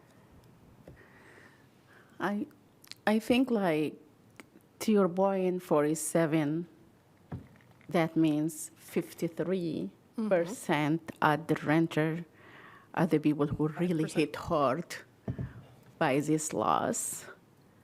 And I think if we sure that reducing the property tax will reduce the rent, we will do it, definitely. But I don't see that happening. 20-cent reduction will make them also reduce. But we can use that money for something that we need to do that will be benefit for everyone, the 47% and the 53% too. I think there's I think there's some truth to that, but I also kind of Mayor Pro Tem Alter kind of touched on this too, like just many of those doorstep conversations last year, last summer, and last fall. This came up a lot, and so there were a fair number of people. Some people were like, yeah, let's spend on all these kinds of things. But there were a fair number of people, especially people who are on fixed incomes for various things, or homeowners, but are struggling to stay in their homes, which is a part of the affordable housing piece. They were interested in this, the idea of property tax relief, right? And actually, I didn't come across really anybody that said, oh, we need a refund check or anything like that. But as describing the various benefits of Lost and what this 50% property tax relief was, at least when I was talking about it with people, one of the points of the conversation was, okay, so if we borrow less, this means that we will have to charge less on the bill to pay back that amount of borrowing. And so to that idea of proportionality, so I would, the fact that this is a fairly small proportion of the overall pie does give something back. And honestly, this, because housing values, the values of our homes keep going up, it's not like it's actually going to be the dollar. The check is probably, everybody's going to be surprised because they're probably still going to write a bigger check year over year. It just won't be as much of an increase, which is kind of how those conversations I had, but also in some of the conversations, some of the Lost supporters, when asking people to vote for it and getting property owners who maybe don't have the same, completely aligned with 100% with our sets of values, but are willing to, to still support this, knowing that we were going to be using a lot of this money for all of the 50% of the various things, the affordable housing, the community partnerships. But there's a chunk of the population that was really more into this other 50%, this property tax relief. And so I find myself being, I think if it would have been a much bigger number, I probably would have I'd probably agree with the hesitation on this. But again, the proportionality of this, I think, is in the ballpark of where I would be comfortable, because it is, like I said, for me, it's proportional to kind of what we should be looking at. So I actually don't have a problem with this, but I would if it was bigger than this. Is it possible to have a reserve for the property tax relief, or it has to be named? What do you mean? I don't even know what a reserve would look like. I think we'd be treading in uncharted waters if you wanted to create some reserve in this area. I would suggest that on the relief side of things, that's the capital project side, not the levy reduction, that you intend to spend all of those dollars within a year of taking those in. And that's why we've suggested projects that are queued up and ready to go. I wouldn't suggest keeping a reserve. Okay. In this particular 50% category. The other ones, absolutely. Sure. Go right ahead. Oh. Say what you want to say. Oh, I mean, so I hear everybody's point of view, and I agree that they're all true. And I guess for me, is there something specific that folks are thinking? Because if this is being proposed, yes, 500,000 can go somewhere else, or 750,000 could be, what is the property tax rate reduction at 15 cents? I guess my question is there something specific that was hoped for? Yeah, I guess maybe and I don't know, Jeff, how these conversations would go, or if there's been a lot like conversations like this in regards to these named projects that we have. If we talk to the folks directly involved in these and ask if we can get an idea of what more upfront help would look like, and just get a report back, options. If they say actually $250,000 would really put us across the line in this particular endeavor and make it really a lot easier for us to do this, then I think we would be having a better conversation. I mean, we heard there's no shortage of projects. I would say it's more. Yeah, I would Honestly. say a lot of those, there's no shortage of projects. You're correct. You can look at the unfunded list on the CIP and see dozens and dozens of projects, but they're not queued up and ready to go. And that's the tricky thing with this. These dollars should be spent within the year of receiving them. So in terms of what staff would recommend, if you didn't want to reduce the levy, I'd look at the CIP, the current year CIP, and we would probably just reduce borrowing and shift it over to lost. I don't think we would add anything else. Perhaps what Councilor Burgess said about adding $1 million to the annual pavement rehab. We don't bond for that pavement rehab. That's road use tax. We could do that. We're already doubling that budget. We spend $2 million a year. This would take us to $4 million, so you could go from 2 to 5. But otherwise, we're just probably going to replace borrowing with lost dollars. Okay. I mean, I would be okay with just kind of between now and next meeting, having discussions, looking through the CIP, if anything catches our eye of something just wow, this could really use some more immediately, and then making a decision next meeting. I don't know. I think. I just have a question. Every year we anticipate the 50%, whatever from loss will be increased. This year, next year, maybe we have more money. That's what it is, right? Correct. What about if we reduce it this year 10%, 10%? 10 cents. 10 cent, I mean, Yeah. which is a $500,000, and see next year, like how we're gonna increase and how much we wanna, because we have to do the same thing next year, keeping, maybe reducing it, and we can just build gradually. Each time we have more money, we go more. I don't know. I guess I would ask in the same way that Councilor Burgess said last meeting, would we be willing to raise it, that we would have to be willing to raise it? Would we be willing to decrease it to keep that, right? I mean, you were saying 10 cents now this year, 10 cents next year. Would the council's will actually be to do that? Like, you know what, it's fine. People aren't banging on our doors. They're complaining, but they're not banging on our doors to, right? I guess I just wonder about, it's the inverse of the same conversation that we've been having about, would the council have the will to say, yes, you know what, actually, to look at property tax relief, will we now say, yes, we should lower it another 10 cents? Yeah, Would we?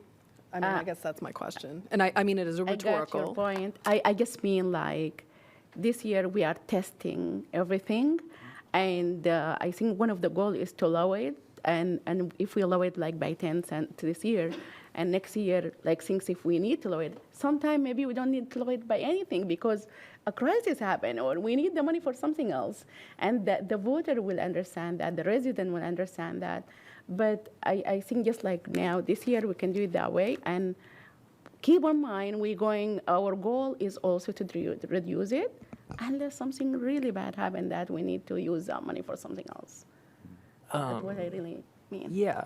I don't know if it would be helpful to ask like staff to yourselves look through the CIP because you know more about the day-to-day operations of everything, and to come to us with a hypothetical, just like if you were considering doing something else, this would be something, this particular CIP project is something that I would like done sooner rather than later. I think it's of higher importance.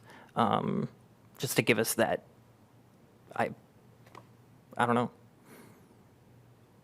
Because I feel like me just going through and looking through the CIP stuff, I wouldn't have all the context. I would be like, this sounds great, but it's actually, So- yeah. Yeah, if that's the will of the council, absolutely. We would come back and we'd say, if you wanted a 10-cent reduction or a 0-cent reduction, here's how we would recommend you spend that. Absolutely, we could do that. And I guess I haven't heard it articulated the reason why. So we have $1 million to spend. Because we're always talking about the budget problems, and I believe we can do it within the law. We're not talking about raising the levy. We've been reducing, I mean, you know, does anybody know what the levy was 10 years ago? $16.58. Like, we've been doing this, and our share of the overall that, you know, of our overall burden for taxpayers has been reducing too. So I'm not trying to like increase people's tax bills, but we're talking about the levy rate staying the same would give us $1 million extra dollars. And I think, great point, but also this went to the voters, right? Sure. Oh, yeah, And absolutely. we know And I that- really, like, just today, I learned that, like I said, I think Coralville and North Liberty both are raising their levies. So, like, that's what made me think about it. And that's why I think this is our first conversation in a work session since the presentations, right? So, knowing that we have this deadline, I just wanted to make sure we actually vet that and, you know, just say, do we really want to have this $1 million go that direction instead of to us? Yeah. Do you know, I hadn't seen that, thank you for sharing that. Do you know, was that increase coming from their debt levy or some other, or was it the stuff you read? I not know that their finely transit grained? levy is going to go up. I don't know if other people know what. I'm just curious if it might be a little bit of apples to oranges if. Yeah, and Potentially. all I'm talking about is this idea of communities that have just adopted law, so the 50% tax. I'm not saying we need to do the same as those communities. It's just like they're in the same boat as us, and it's a question that I think we need to discuss. And we could come to the decision after hearing staff's recommendations of what we could potentially do with $500K or $1 million and say, you know what, actually, I think this is still the best option of this direct $1 million worth of reduction. But I just think we at least should have that conversation in like a productive way, instead of us, like I said earlier, just $1 million for vibes. If we have anything, actual like concrete things in front of us, then we can have a better conversation. And I guess when I ask you, Jeff, you said maybe we don't have like enough project to use this money for, but you said also could be paid for like just pay debt, right? Correct. We have plenty of uses for the dollars, but it might just be replacing another funding source. So, for example, we might have a road project. I think we're still bonding for Court Street.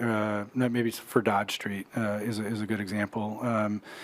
We would just reduce the borrowing and replace that borrowing with the local option sales tax dollars.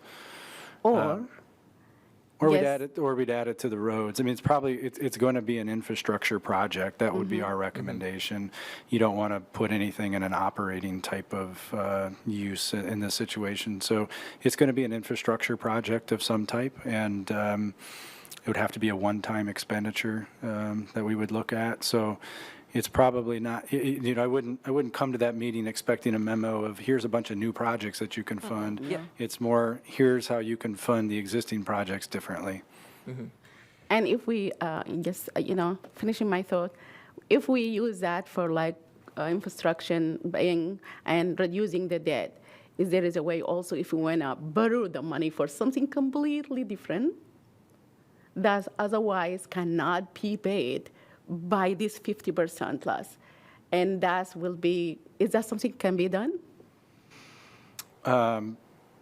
Yeah, I mean, I think that there's probably ways to do that. You're thinking something different than infrastructure? Yeah, I mean, the library furnishings is a good example. I'm sure the rec center could use additional equipment, or a senior center could replace their tables, or we could think of any number of potential uses like that that may not be an infrastructure. My mind goes to the infrastructure first, but if you wanted something different, we could give you options.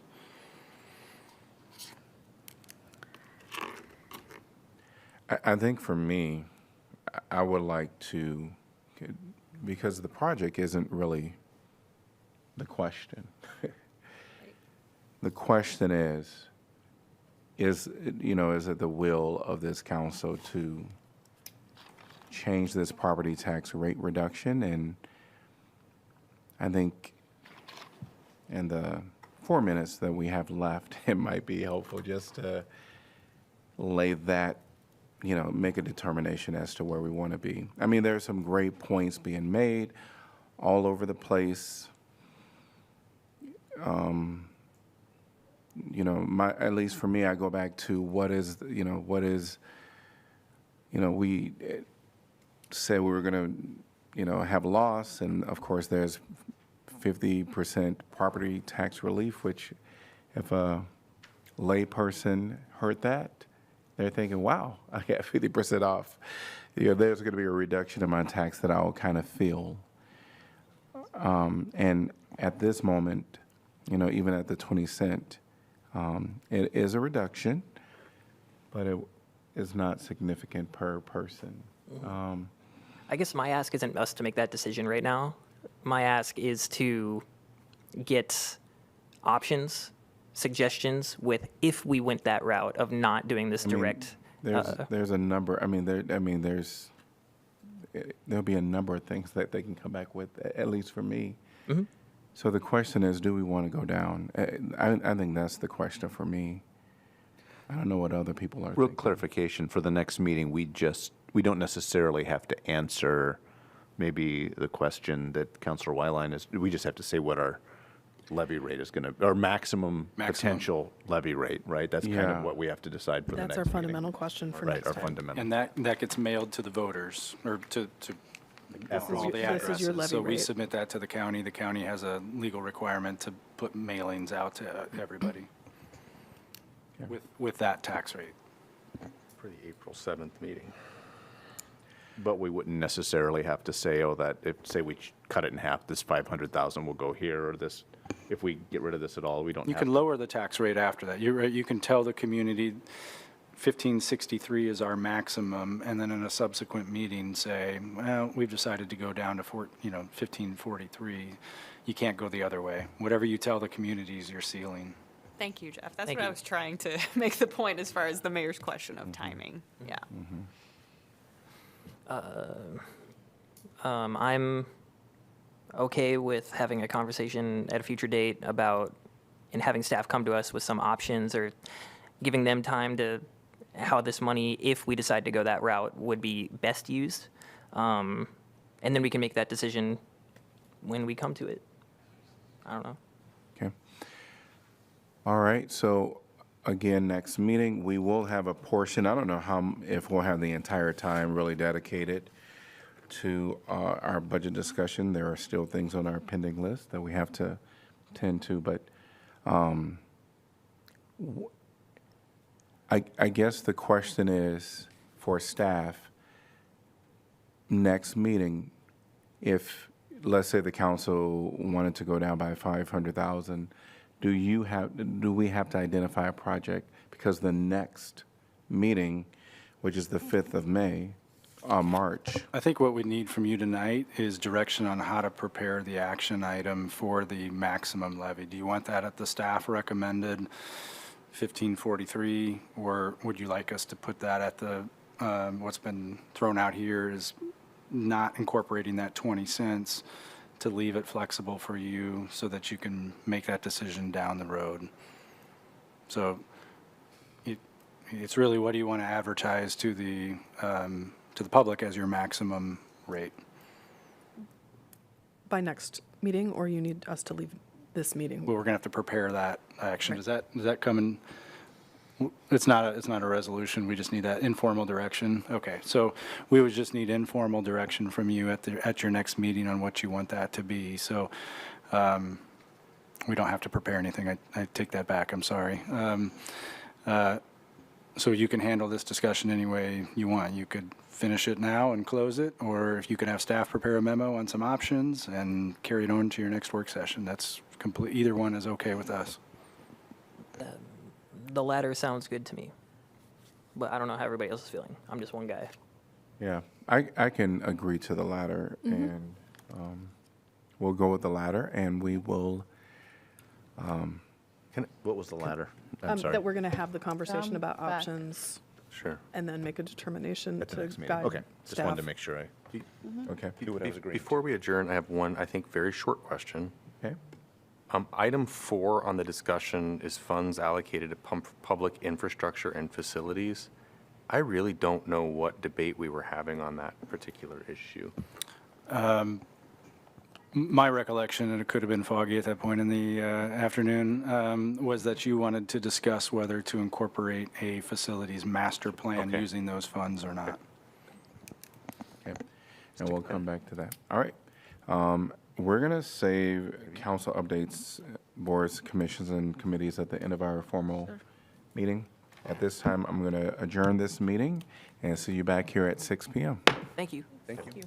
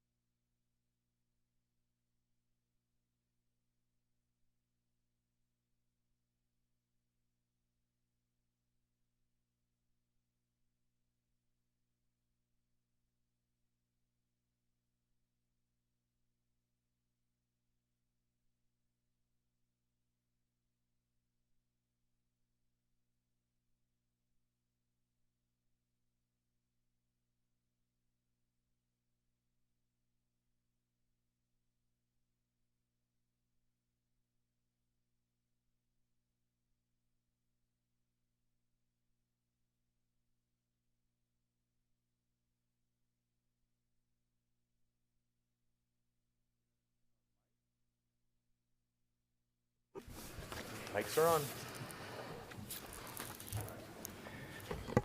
All right, welcome to your City Hall. Today is February 3rd, 2026, and I'm going to call the City of Iowa City meeting to order.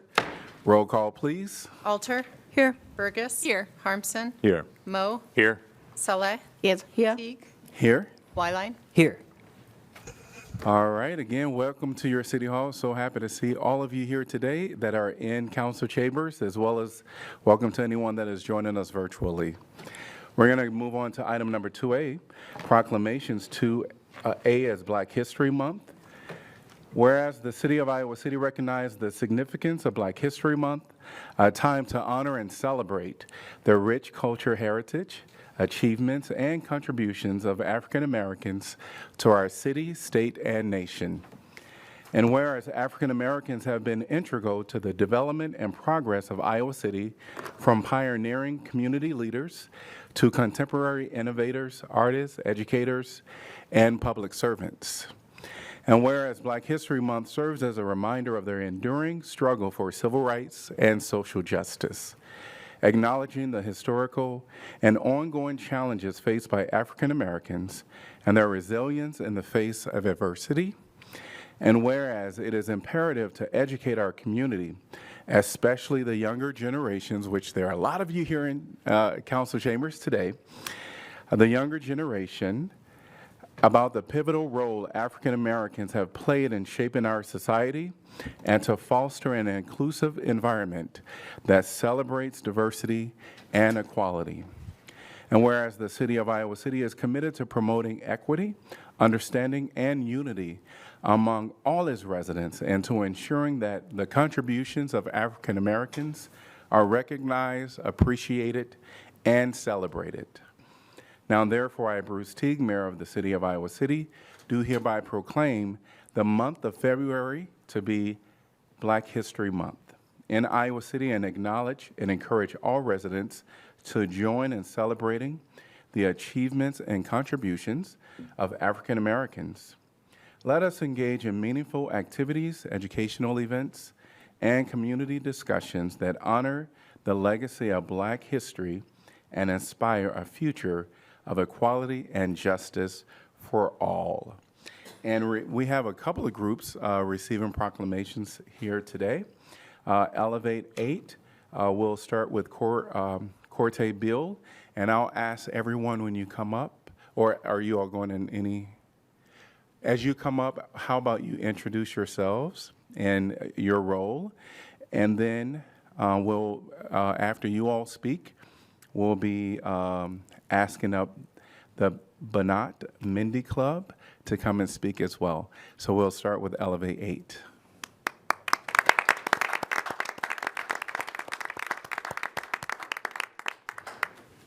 My name is Vanessa Shannon. I am Executive Director of Elevate. Thank you. First, I'd like to give thanks to God for giving me the strength to stand before you today. I would like to thank my family for their unwavering support, as well as Fred Newell, Laura Cottrell, and Mayor Bruce Teague. And of course, my Elevate family. Service is in my blood, and I strive to lead with purpose so that other Black girls who look like me can see themselves in spaces like this. Thank you.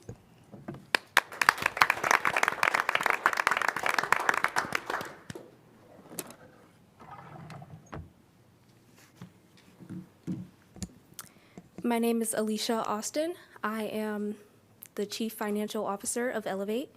It's an honor to be able to accept this proclamation, and I'd like to take this time to thank those who have helped me get to this point. Laura Cottrell, Fred Newell and Dream City, Mayor Bruce Teague, my family, and Elevate's executive team. Thank you so much for believing in me and motivating me to move forward. Great.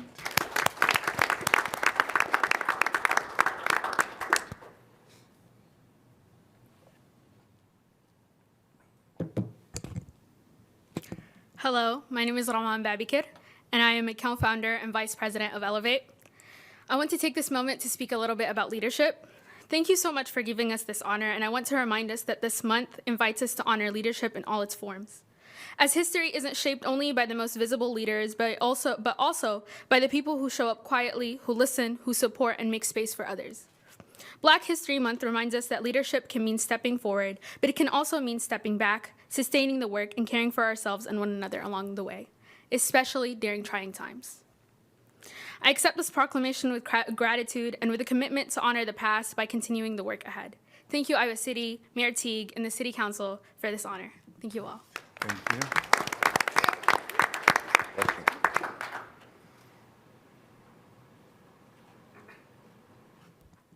My name is Corte Bill, and I am co-founder and national president of Elevate.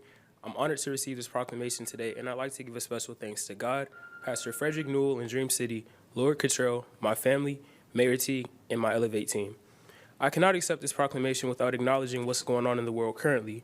To those watching at home, sitting in front of me and behind me, we see you and we hear you. Elevate is here to bring a voice to the voiceless and make it our duty to fight for the rights of all people. And remember, nobody is illegal on stolen ground that was built off the backs of slavery. Stay tuned. This is only the beginning of Elevate. All right. Thanks to everybody from Elevate that came. Really appreciate your words. Today, we're going to bring up the Manat Mindy Club at this time.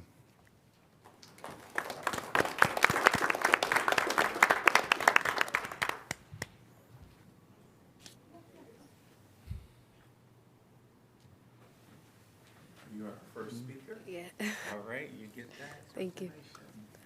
Hello, my name is Ramos Ali, and Banath Mindy is basically like a family to me, and it gave me a lot of good opportunities to realize that I really like helping out the community. Before Banath Mindy, I wasn't really big in helping out the community, but now I really love like helping out other people, and I feel like I have a really good thing in my heart because of Banath Mindy.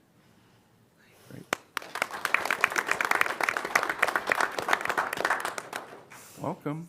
Hello, my name is Aya, and Banath Mindy is really like a big group of females that really care about Black people, and it's just like any race. It's not just Black people; it's every single race. Great. Welcome. Hello, I am Nahid Ibrahim. I'm very glad to join Banath Mindy, and I'm very glad that we've been helping out the community and helping out other people.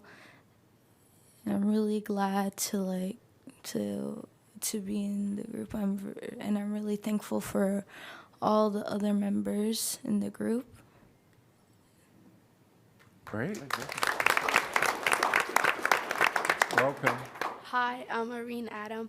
I'm very thankful for all the group members, and it showed us how to care for other people, how to be responsible with money, and how to have fun, but also not be too reckless.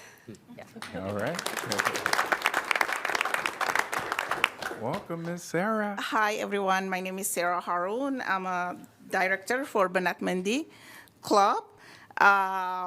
We are in Banath Mindy Club. We're trying to empower young women to create a safe space for them. We have been being out there for almost 3 years, helping the community, volunteers, and educating. We are kind of like being everywhere. We are so glad today to be here to accept the proclamation because, excuse me if I say it wrong, we are honored. We are really honored to be here and serve the community. And thank you. Yeah, and thank you for everyone being here. Thank you. And thanks to all of you that came to share in this proclamation. All right, we're going to move on in our agenda to items number 3 through 7, which is our consent agenda. Could I get a motion to approve, please? So move, Saleh. Second, Alter. All right, anyone from the public like to address anything on our consent agenda? Seeing no one in person or online. Council discussion. Roll call, please. Mo? Yes. Salah? Yes. Teague? Yes. Wyline? Yes. Alter? Yes. Burgess? Yes. Harmson? Yes. Motion passes 7-0.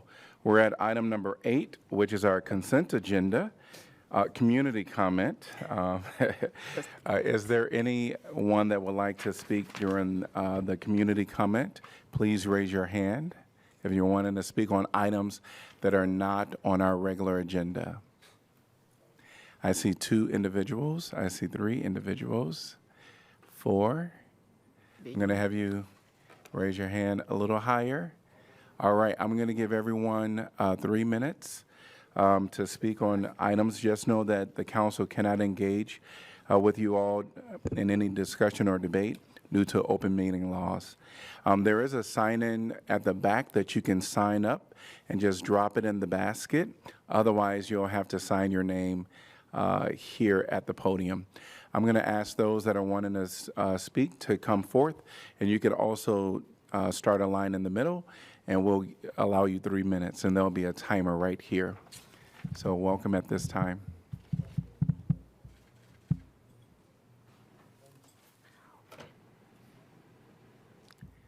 Welcome. Please state your name and city you're from. Yes, my name is Andre Tandu. I'm staying here in Iowa City.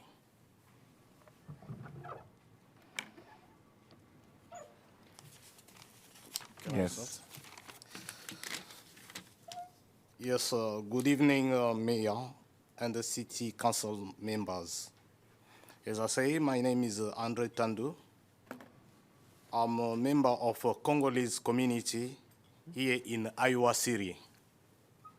I want to speak today about why the community ID is important for people in my community. Many people in the Congolese community have lived through war, violence, and persecution. Because of that, fear stays with us for a long time, even when we are saved. Without identification, people are afraid to speak to police, afraid to report crimes, and afraid to come forward as witness. They worry that asking for people could bring trouble instead of protection. The community ID helps reduce that fear. When people know they can show an ID that is recognized locally, they feel safer interacting with police, school, and the city services. They feel more confident calling for help and speaking up when something is wrong. I know people in my community who will never speak publicly or cooperate with authority if they did not have this ID. With it, they feel seen and protected as member of the city. Community ID do not make Iowa City less safe. They make it safer because people are no longer hiding. I respectfully ask the city council to stand with communities like mine and to support the community ID program by reaching out to Iowa legislators. Your leadership helps people feel safe enough to speak. Thank you for listening. Thank you. And I'm going to ask that we hold our applause. Thank you. Welcome. Please state your name and city you're from. Thank you. My name is Peter Byler. I'm from Iowa City. I'm a teacher, so they teach us to sandwich our criticism in between 2 compliments. So I want to give kudos to the Public Works Department. During the Rochester reconstruction, there was a transformer placed at the top of Ashwood Drive that was right in the line of sight. And that was probably not a big deal to a lot of people, but somebody would have died there eventually. And I went out there today and they're moving it. This is a year later or whatever, but that's really important and I'm really glad that's happening. The main thing I wanted to talk about today was the local option sales tax. I don't think it's any surprise to people that people don't have a lot of confidence in government right now. International bodies, federal government, state government, there's a lot of confusion and lack of transparency, lack of good governance in general. So like you guys are the last bastion we have of like something that I personally really believe in. I think that this government here in Iowa City in the 14 years I've lived here has always been excellent on balance. So I want to read you the ballot language that I voted for the local option sales tax. Revenues from the sales and services tax shall be allocated as follows: 50% for property tax relief, et cetera, et cetera. So what's actually happening that I just read in the information packet is that, like, I don't know, 10% is going for property tax relief, and the other 40% or something, I'm making these numbers up, is going for parks projects and roads projects, which you can say, well, it would have been offset in the general fund if we would have, you know, so we can kind of call that property tax relief, but that's not what it is. If the Parks Department needs more money or the Roads Department needs more money, they need to ask for more money in the normal budget. 50% of the local option sales tax was sold in very plain language on the ballot as property tax relief. And so now you guys are going to vote to not use it for that. And I think that's a bait and switch. And do I care that much about the property tax levy? Do I care about parks? Yes. Do I care about roads? Yes. The problem is that that's bad governance, because anyone who's paying attention feels like we were lied to in that regard. So I would encourage you to do that differently and go back and say, no, this was supposed to lower the levy rate, and we should go through the budgeting process some other way, and I'm not familiar with the details. But I think it's important to really protect that faith and that trust that people have in you guys. I'm running out of time, so my other compliment is I was on my walk today, and the recycling guy, there was a bin that was halfway up someone's driveway, and an older person lives there. He literally jumped out of his truck and ran up to the bin to see if they had forgotten to bring it out. And there was no recycling in it because they must be on vacation. But I just thought, there is a public servant who comes to work every day and says, let's go. And I really appreciate that. Thank you. And I want to make sure, did you sign in? I put my thing here. All right, perfect. And the first speaker, did you sign in? Yep. And then I'll encourage anyone that is still waiting, that in the back there is a sticker or a sheet of paper that you can fill out and just drop it in the basket. You can do that. Yes, all right. Welcome. Please state your name and city you're from. Yes, hello, good evening. My name is Fatma Hamid, and I am a member of the Sudanese community here in Iowa City. I'm here tonight to just clarify what Community ID is, and most importantly, what it's not. There has been confusion about this program, and I want to be very clear that the Community ID is not a driver license, and it's not a state or federal ID, and cannot be used to vote or register to vote. It also cannot be used to access state or federal benefits, and cannot be used to board an airplanes or prove immigration status. The Community ID is a local, limited form of identification designed to help people identify themselves in everyday situations, especially when interaction with local situations or emergency services. For many people, this ID is the only way they can safely identify themselves if they are a victim of a crime, a witness, or sometimes just calling for help. When people understand the limits of the Community ID, it becomes clear that this program is about safety, dignity, and trust, not politics. Right now, this local program is being challenged by legislation at the state level because Iowa City has firsthand experience with how this program works. Your voices as city leaders is important. I respectfully ask City Council to support the Community ID by the following. First, communicating with the state legislators about the true purpose and limited scope of this program. Second, asking legislators to allow Iowa City and Johnson County to keep a tool that improves local safety. And third, continuing to stand publicly behind this program as local situations that meets real community needs. Keeping the community ID helps people feel safe enough to come forward, speak up, and cooperate when it matters most. Thank you for your time and listening. Thank you. And we'll ask that you hold applause and reactions. Thank you. Welcome. Please state your name and city you're from. Amy Hernandez, North Liberty, Iowa. I am here on behalf of the Immigrant Welcome Network of Johnson County. My name is Amy Hernandez, and I am a first-generation daughter of Salvadorian parents. I am here speaking on behalf of the immigrant community who cannot speak out due to fear and safety concerns.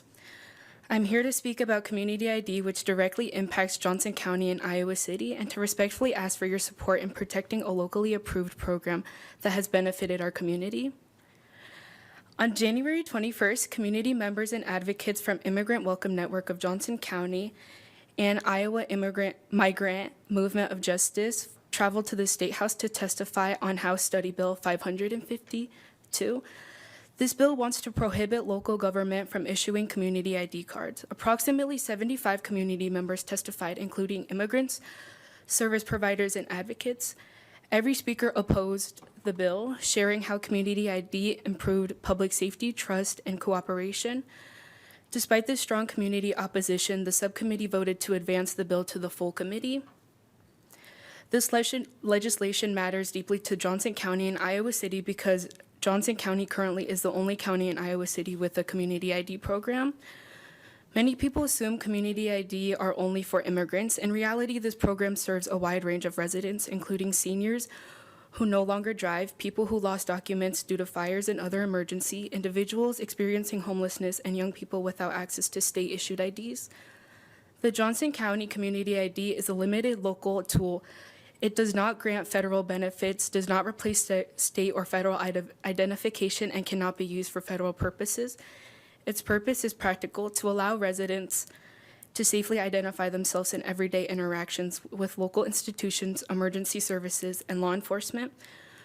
From our direct experience working with community members, the most significant impact of the Community ID programs have been improved public safety. When people feel safe identifying themselves, they are more likely to report crimes and cooperate with law enforcement. When fear increases, people are more likely to stay silent, and silence makes communities less safe for everyone.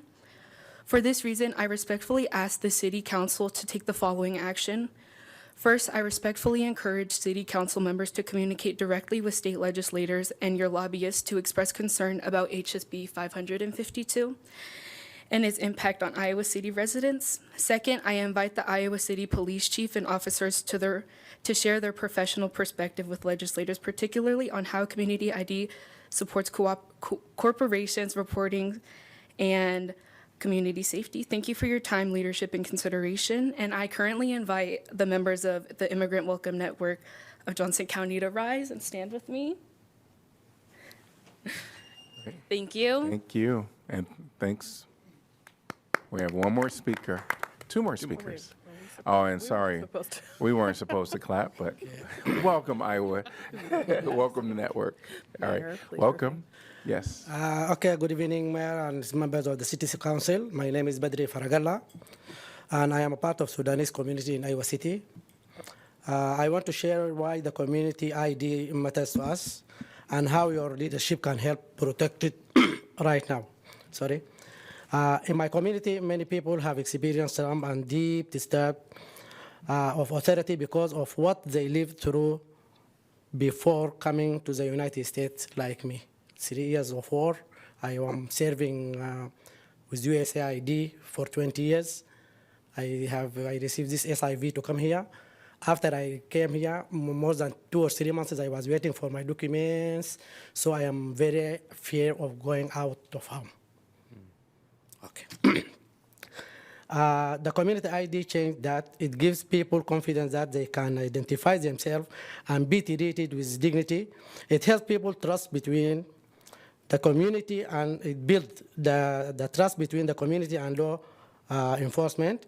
And when trust exists, people come forward to report crimes, to cooperate, and to help keep everything safe. Iowa City is safer when everyone feels able to speak up. That is definitely right. Right now, this program is being threatened by state legislation being considered at the Capitol. Because of that, your voice as city leader is very important to us as a community. I respectfully ask the City Council to support the community ID in 3 ways: by communicate directly with the state legislators about why this program improves public safety in Iowa City, as my colleague has said before; by inviting or encouraging the Iowa City Police Chief to share their professional perspective with the legislators about how community IDs support cooperation and trust; and lastly, by continuing to publicly I affirm the city support for this program as a local decision that meets local needs. Your leadership helps protect programs that allow people like me and my neighbors and my colleagues to feel safe enough to speak. Thank you for your time, and thank you for listening to our voice, and God bless you. Thank you. Welcome. Please state your name and city you're from. Thank you. My name is Bijou Maliabo. I am a leader in a Congolese community in French-speaking, Swahili, and Lingala-speaking of African descent. I'm also a former Center for Worker Justice board member. Through my work there, I firsthand saw the program that's the Community ID helped people. I was directly involved advancing Community ID program in Johnson County. At the Center for Worker Justice, we work with people from Latino American, African descent, like Congolese, Sudanese community, and many other communities. People were working, raising family, and contributing to Iowa City, yet live in fear because they lack identity. That fear had real consequences. People were afraid to report crime. I was with those people when they were afraid to speak with the police. I was with those people, I spoke on their behalf, and afraid to come forward as witnesses. That silence made our entire community less safer. The Community ID changed that.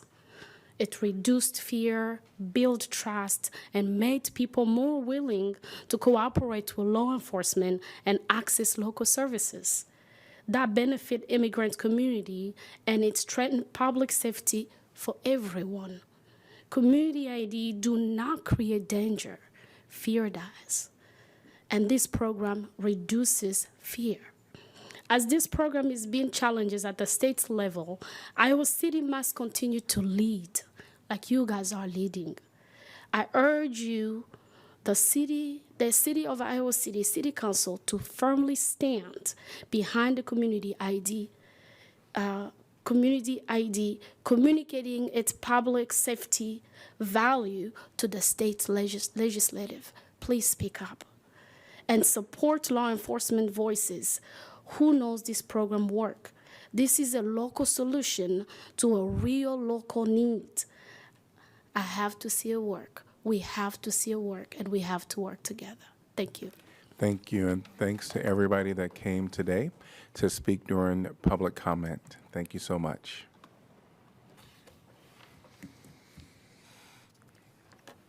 All right. We're going to move on in our agenda with 9, planning and zoning matters. 9A, zoning code text amendment, state preemptions. Ordinance amending Title 14, zoning to ensure compliance with changes in state law related to home occupations, consumer fireworks sales, exterior building materials, variances, and accessory dwelling units. This is the second consideration, and staff is requesting expedited action. You have your card? I have a card, but he's got I get to do it this time, Josh. This was like the stare down of who was going to play chicken. I move that the rule requiring the ordinances must be considered and voted on for passage at two council meetings prior to the remaining, at which it is to be finally passed, be suspended, that the second consideration and vote be waived, and that the ordinance be voted on for final passage at this time. Moved by Wyline. Second. Seconded by Mo. All right. Anyone from the public like to address this topic? If so, please come forth. If you're online, please raise your virtual hand. Seeing no one in person or online, council discussion. Roll call, please. Sala, Yes. Teague, Yes. Wyline, Yes. Alter, Yes. Burgess, Yes. Harmson, Yes. Mo. Yes. Motion passes 7-0. Could I get a motion to pass and adopt? So moved. Alter.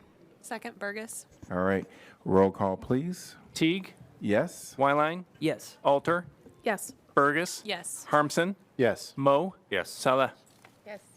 Motion passes 7-0. All right, we are on to our item number 10, which is our regular formal agenda. 10A is City Park Shelter Replacement. Resolution approving project manual and estimate of cost for the construction of the City Park Shelter Replacement Project, establishing amount of bid security to accompany each bid, directing city clerk to post notice to bidders, and fixing time and place for receipt of bids. I'm going to open the public hearing and welcome. Hi, Julie Seidel Johnson, Director of Parks and Recreation, here to talk about the City Park Shelter Project. This is going to be a rehab of basically all of City Park, or most of it. I'm excited to move forward with this with the changes happening both at City Park Pool and then Terrell Mills Skate Park. So basically what this does is it renovates most of the shelters. In Lower City Park, it's going to remove 6 shelters, replace them with 5 shelters, and renovate 1 restroom. And then and I'll go through this on the next slide in more detail. In Upper City Park, it'll remove 4 shelters and replace them with 3 shelters, 1 large and 2 small. And then there's several bid alternates. The shelters were chosen based on the amount of use that they've gotten, of whether they're being replaced with smaller or larger sizes.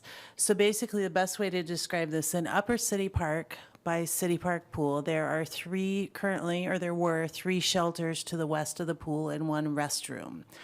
The restroom was already taken out as part of the City Park Pool project because the restrooms are now going to be attached to the pool building.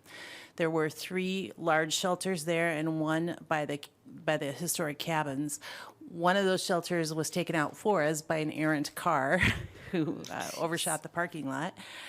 So we now have 2. But so 2 of those will be replaced on the west side of the pool. The larger one will be placed closer to the pool, taking advantage of the paths from the pool to give us better ADA access, and have the larger of the 2 shelters closer to the pool. And then what was previously Shelter 1 is replaced on the far west side by the parking area. And then there'll be a shelter replaced by the City Park cabins. Once again, a smaller shelter closer to the parking area to give it better ADA access. So as we bring the shelters back that we're putting back in, they stay similar locations to where the old shelters were, but they are slightly moved for a couple reasons. First of all, in a lot of cases, moving them closer to the road or the parking gave us better access and shorter amounts of ground to have to pave to give us paved access. We're also very cognizant of all the large mature trees in Upper City Park. So in order to minimize the amount of construction damage that might happen with any kind of construction under those trees, some of them have moved to more of the open spaces. So that's Upper City Park. Lower City Park, the 3 things that aren't changing there is, first of all, the restrooms and shelter by the Riverside Festival stage.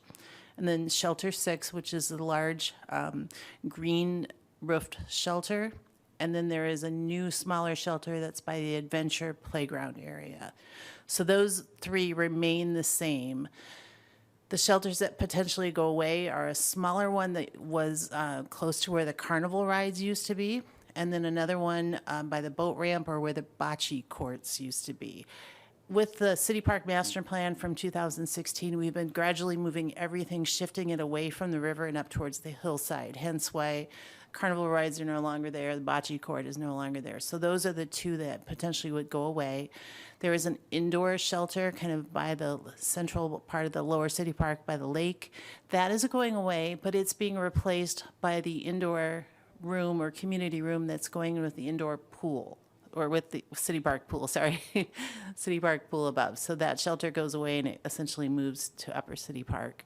And then the other shelters remaining would be replaced. The brick restrooms near the Adventure Playground area will be renovated.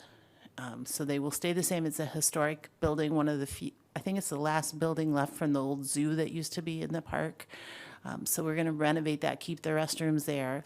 And then one of the alternates is to replace the other restroom in Lower City Park, not the one by the stage, but the one kind of by the horseshoe court. So that's an alternate. If we don't do the alternate, that restroom would stay and we'd keep it as serviceable as long as we possibly could.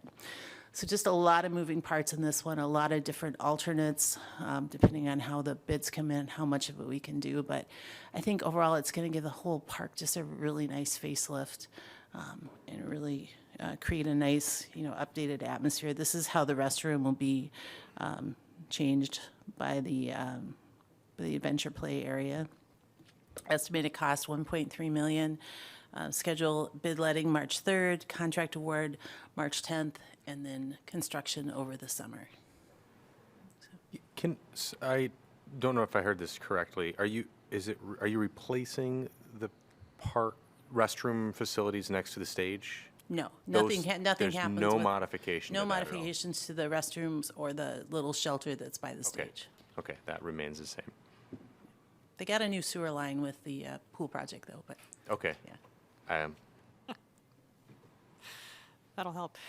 Julie, you mentioned that the sizing of the new replacement shelters and the question of like reducing or, taking out a couple, understanding the one replacement of the interior one moving up to the pool building. You said that was based on like just user statistics. Can you say a little bit more about that? Like what you looked at and Yeah, so it's not an exact science, but we look at two different things. First of all is our actual rentals of the shelters. And we know which ones are most popular. And City Park, and by and large, is very popular throughout. Our other one is the trash and garbage. We can tell how much a shelter's been used by how much garbage we're taking away from it on a regular basis. So not a perfect measure, but we think it's pretty accurate. We also look at where the heavier user areas are in the park with like the new Adventure Play areas. We got people playing there more, along the paths and trails. All of those things come into play. We had a public meeting, I should mention, back on August 13th in the park. The residents surrounding the users that came thought that the ones we chose were accurate as far as using and not using at that time, too. Thank you. Do the replaced or updated park structures get electricity? I do not remember off the top of my head how many, some do and some do not. Basically, if they have them now, we would keep it. I don't think we're adding any Okay. at this point. And then it's kind of really related to the stage park, but do you put bike racks at these park shelters? It's part of the alternate, but it's also another thing that we look at of adding as we renovate each facility is where we can put more bike racks. Great to have a bike rack by that stage, but Okay, that wouldn't be part of this project, but we can certainly look we at could that. drag it over, right? Thanks. Here are no more questions. Thank you. Anyone from the public like to address this topic? If you're online, please raise your virtual hand. See no one in person or online. Council discussion? Need to close the public hearing, Mayor. Oh, yes. I'm going to close the public hearing. Could I get a motion to approve, please? So move, Mo. Second, Harmson. All right, council discussion. In spite Julie talking about not having that particular piece of information about whether it was electrified or not, I'm pretty much just staggered that you ran through that entire thing without notes. So it says this is deeply embedded in what you have been focused on, so I appreciate that. Absolutely. Roll call, please. Wineline? Yes. Alter? Yes. Burgess? Yes. Harmson? Yes. Mo? Yes. Sella? Yes. Teague? Yes. Motion passes 7-0. We're at 10B, termination of Lower Muscatine TIF District.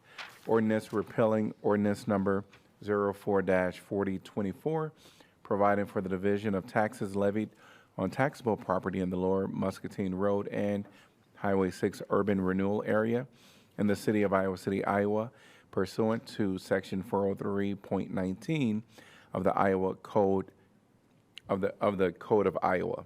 This is the first consideration. Can I get a motion, please? So move, Saleh. Second, Alter. All right, and welcome, Jeff. All right, Council, I'm going to present on both of these items at once because they're very similar. We're just talking same action on two different geographic areas. So urban renewal areas and TIF districts, these terms often get used interchangeably, but they are very different. An urban renewal area is defined as a geographic area in which a city would like to see various urban renewal projects take place. That could be private-public partnerships, infrastructure, and such.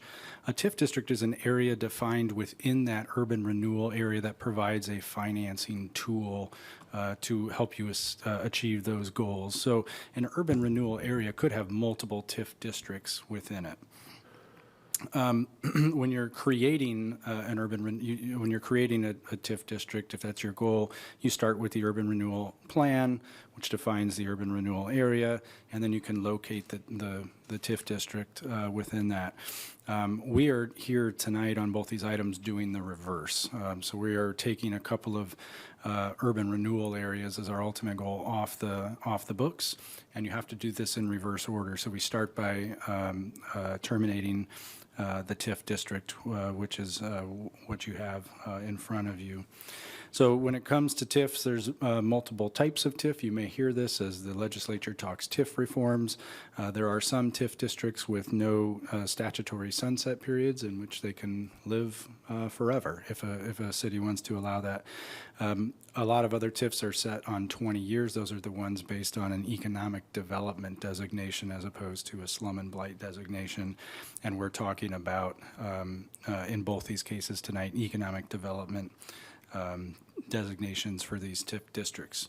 So the first one is the determination of the Lower Muscatine Highway 6 TIF district.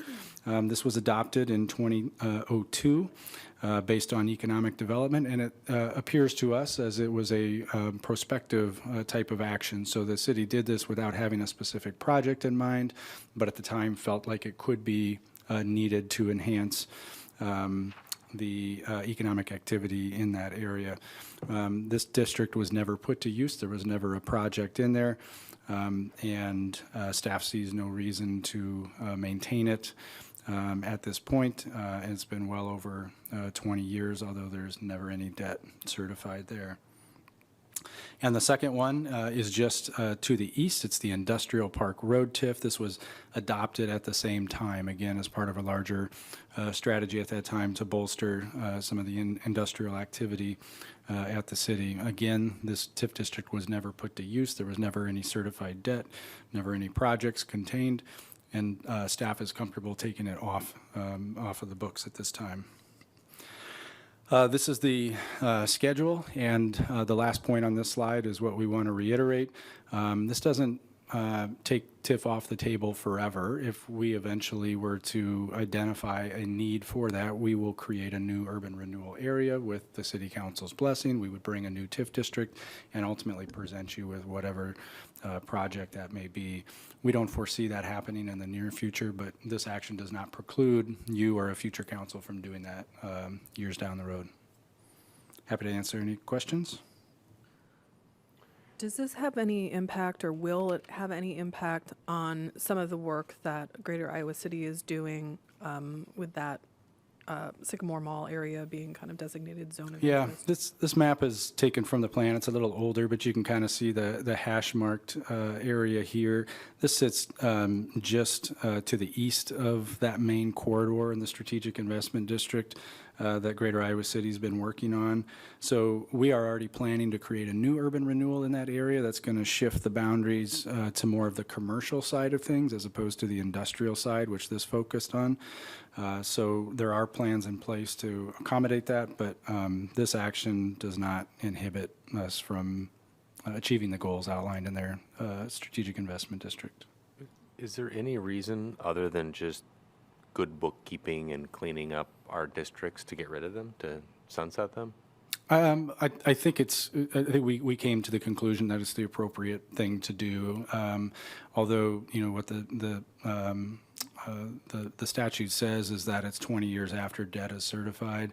It's been more than 20 years and we haven't pursued a project. We don't have any in the queue, so we think it's appropriate. You may call it bookkeeping, and that's largely what it is, but to have these hanging out there for extended periods of times when really the intent is for short-term urban renewal is probably, in our view, it's not the best thing. So we'd like to clean them up and revisit it in the future if we feel like we need it.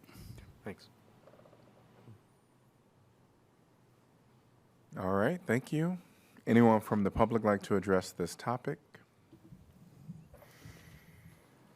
Seeing no one in person or online, council discussion. Roll call, please. Alter, Yes. Burgess, Yes. Harmson, Yes. Mo, Yes. Sella, Yes. Teague, Yes. Wyline. Yes. Motion passes 7-0. 10C, termination of Industrial Park Road TIF District.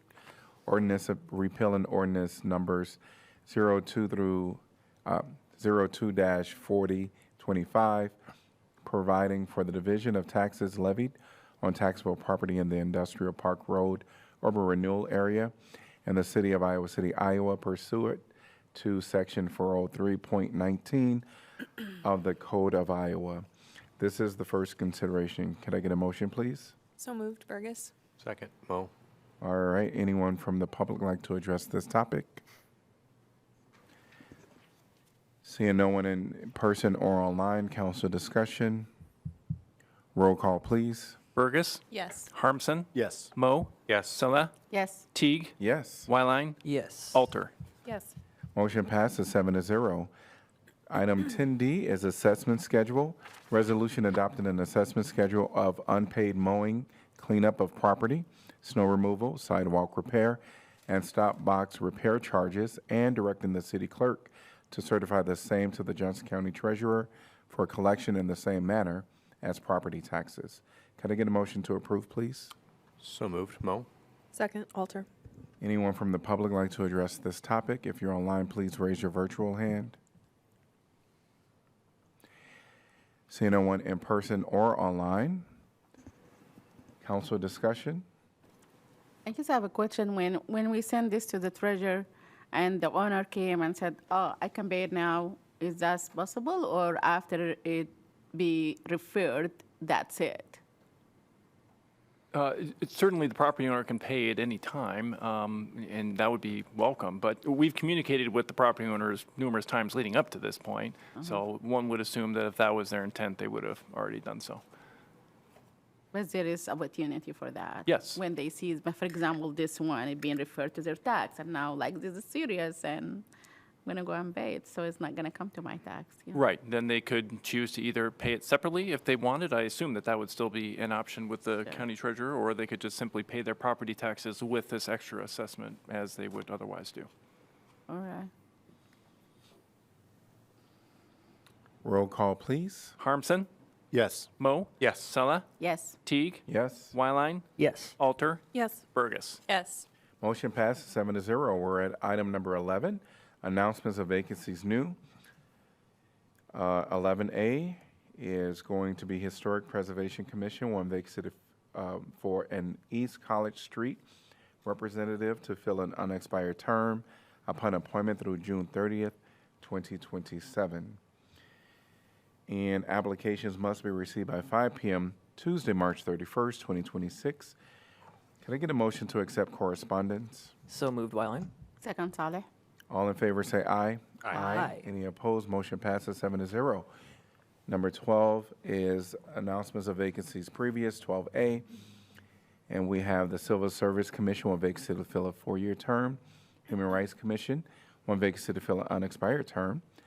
Library Board of Trustees, one vacancy to fill an unexpired term. Applications must be received by 5 p.m. Tuesday, March 3rd, 2026. Airport Zoning Board of Adjustment, one vacancy to fill a 5-year term. Airport Zoning Board of Adjustment, one vacancy to fill a 5-year term.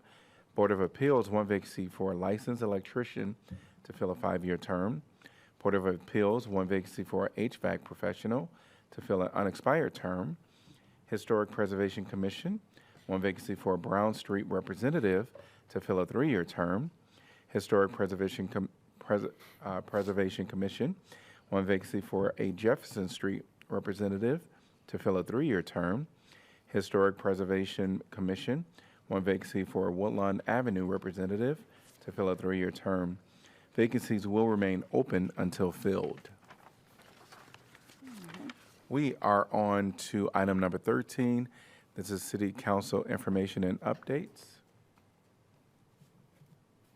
And any board or commissions that you were on that you want to report on at this time. The Iowa City Assessor Evaluation Committee meets shortly before our meeting today. Yeah, the information you received is pretty consistent with what we got. Just a longer version of that meeting where we could sort of see both the good work that our assessor does, our city assessor does, also why we have a city assessor. We don't have to have one. That was a choice long ago. And also just some interesting work that they do tracking property tax and property tax reform over the years and how it impacts the city. So it was instructive for me, and if you guys get a chance to be on this committee in the future, it's kind of helpful to understand the mystery of assessment. Yeah.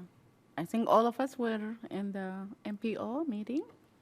Most of us, you know, Sean was not there. Sorry, I had car trouble. So, not planned. Yeah, yeah, of course. I don't know. I was able to attend my first ECI COG meeting, and in that, it was actually very robust. It was like 2 hours long. But the big takeaway that I think is really relevant here is that we got a legislative update from a gentleman, and he was sort of talking about what the legislative climate is right now. And he said, as much as property tax reform is what is in the papers and is the priority, he said that the amount of tension that is going on with the carbon capture and the pipeline actually rises above and could stymie, because there's so many moving parts and there's like 3 different plans, none of which are close to one another, that actually the results of what happens with carbon capture could impact property tax reform. So that was the takeaway, and there was a lot of other stuff, but I just kind of like zeroed in on that. It was like, oh, whoa. So just something for us to keep an eye on. As the student government liaison, I feel like, I don't know if right now is the time to talk about I know we were already reminded, but we have the town hall coming up. I don't know how many folks are planning on attending, if we can't have a quorum or if we can have a quorum. We can have a quorum. We typically notice it up like any other public meeting. Okay. I just wanted to make sure about that. Yeah, because that's I'm a good planning question. to I'm glad you asked. Okay. Just council information. I was in the, not like reporting, right? I, myself and a lot of people, we went to Des Moines and attend the community ID. And unfortunately, it passed the subcommittee, and now it's coming to the full committee. And as you see, a lot of people come today and talked about that and how this is important. So I encourage you to reach out to those 22 members of the committee and encourage them to keep something that really was unique to Johnson County, and it being created by elected officials who know their county very well and the needs. So that's why this community ID being, approved long time ago, and people are using it for like now many years, and it make our community safer. It make the people, feel like belonging, and it make them just a simple thing. They can identify themselves. And I'll just say, like what other folks said about community ID, it's not just for immigrants. I mean, it's for anybody in many different situations. But one thing years ago that it was kind of called out to the community is even if you don't need one, go get one and normalize it. I've had one for years, and I love using it. So, yeah. Yeah. Okay. All right. I can comment on that, but I want to make sure we're not doing open meetings law, violating that. So I had the opportunity to go to Washington, D.C. this past week. Mayor Pro Tem also, I went to the U.S. Conference of Mayors, as well as MIP, which is the Mayor's Innovation Project, and Mayor Pro Tem was able to join. She went to the MIP. Great conversation throughout. I won't talk about all that happened, but there was a lot of great conversation between big city mayors and mayors that have similar feels to Iowa City that are university communities. And I can tell you that there are so many similarities that it was totally shocking. The things that folks are talking about.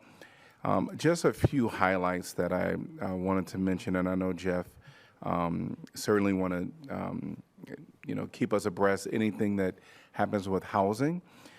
So Senator Elizabeth Warren came to talk to the group, and she talked about the Road to Housing Act that is happening. And in that, if it does pass, now it passed the Senate, but it is kind of held up in the House. But there will be some great things coming through that, and it really is comprehensive. When you think about the lifespan of housing, from prevention, true prevention, to all types of housing opportunities, including manufactured housing, where folks can access federal dollars for loans, because that's something that they can't do right now. But it was a lot of great things. They talked about plan books, which for me, I'm thinking that's form-based code, where you could go in and, pick out some housing types or projects. Developers would probably love that. There's a lot of things that happened when it came down to opioid settlement dollars. We heard from Ohio what they're doing with theirs, Durham, North Carolina, what they're doing with their funds. And I want to say that Durham, North Carolina, they had a community safety link that they showed us, and it really had a full gamut, kind of a one-stop shop for social services is the best way that I can describe it. And so they use some of their opioid dollars towards that, and some innovative programs that came through that.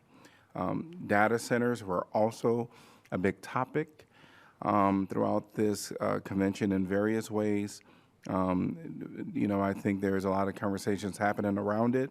My walk away is that data centers are going to happen throughout our nation, and I think cities just want to make sure that they're having conversations and from the beginning putting up some guardrails, as well as understanding how can they benefit the community. Other than that, there were a lot of great things happening, but a lot of the conversation did center around ICE and what's happening. I can tell you that I was among a bunch of Democratic mayors, and so there was a lot of similarities in thoughts and hopes for getting beyond this, and for the damage that it's doing to communities throughout our nation. So there are great opportunities through this conference, and really enjoyed the opportunity to go and represent the city of Iowa City.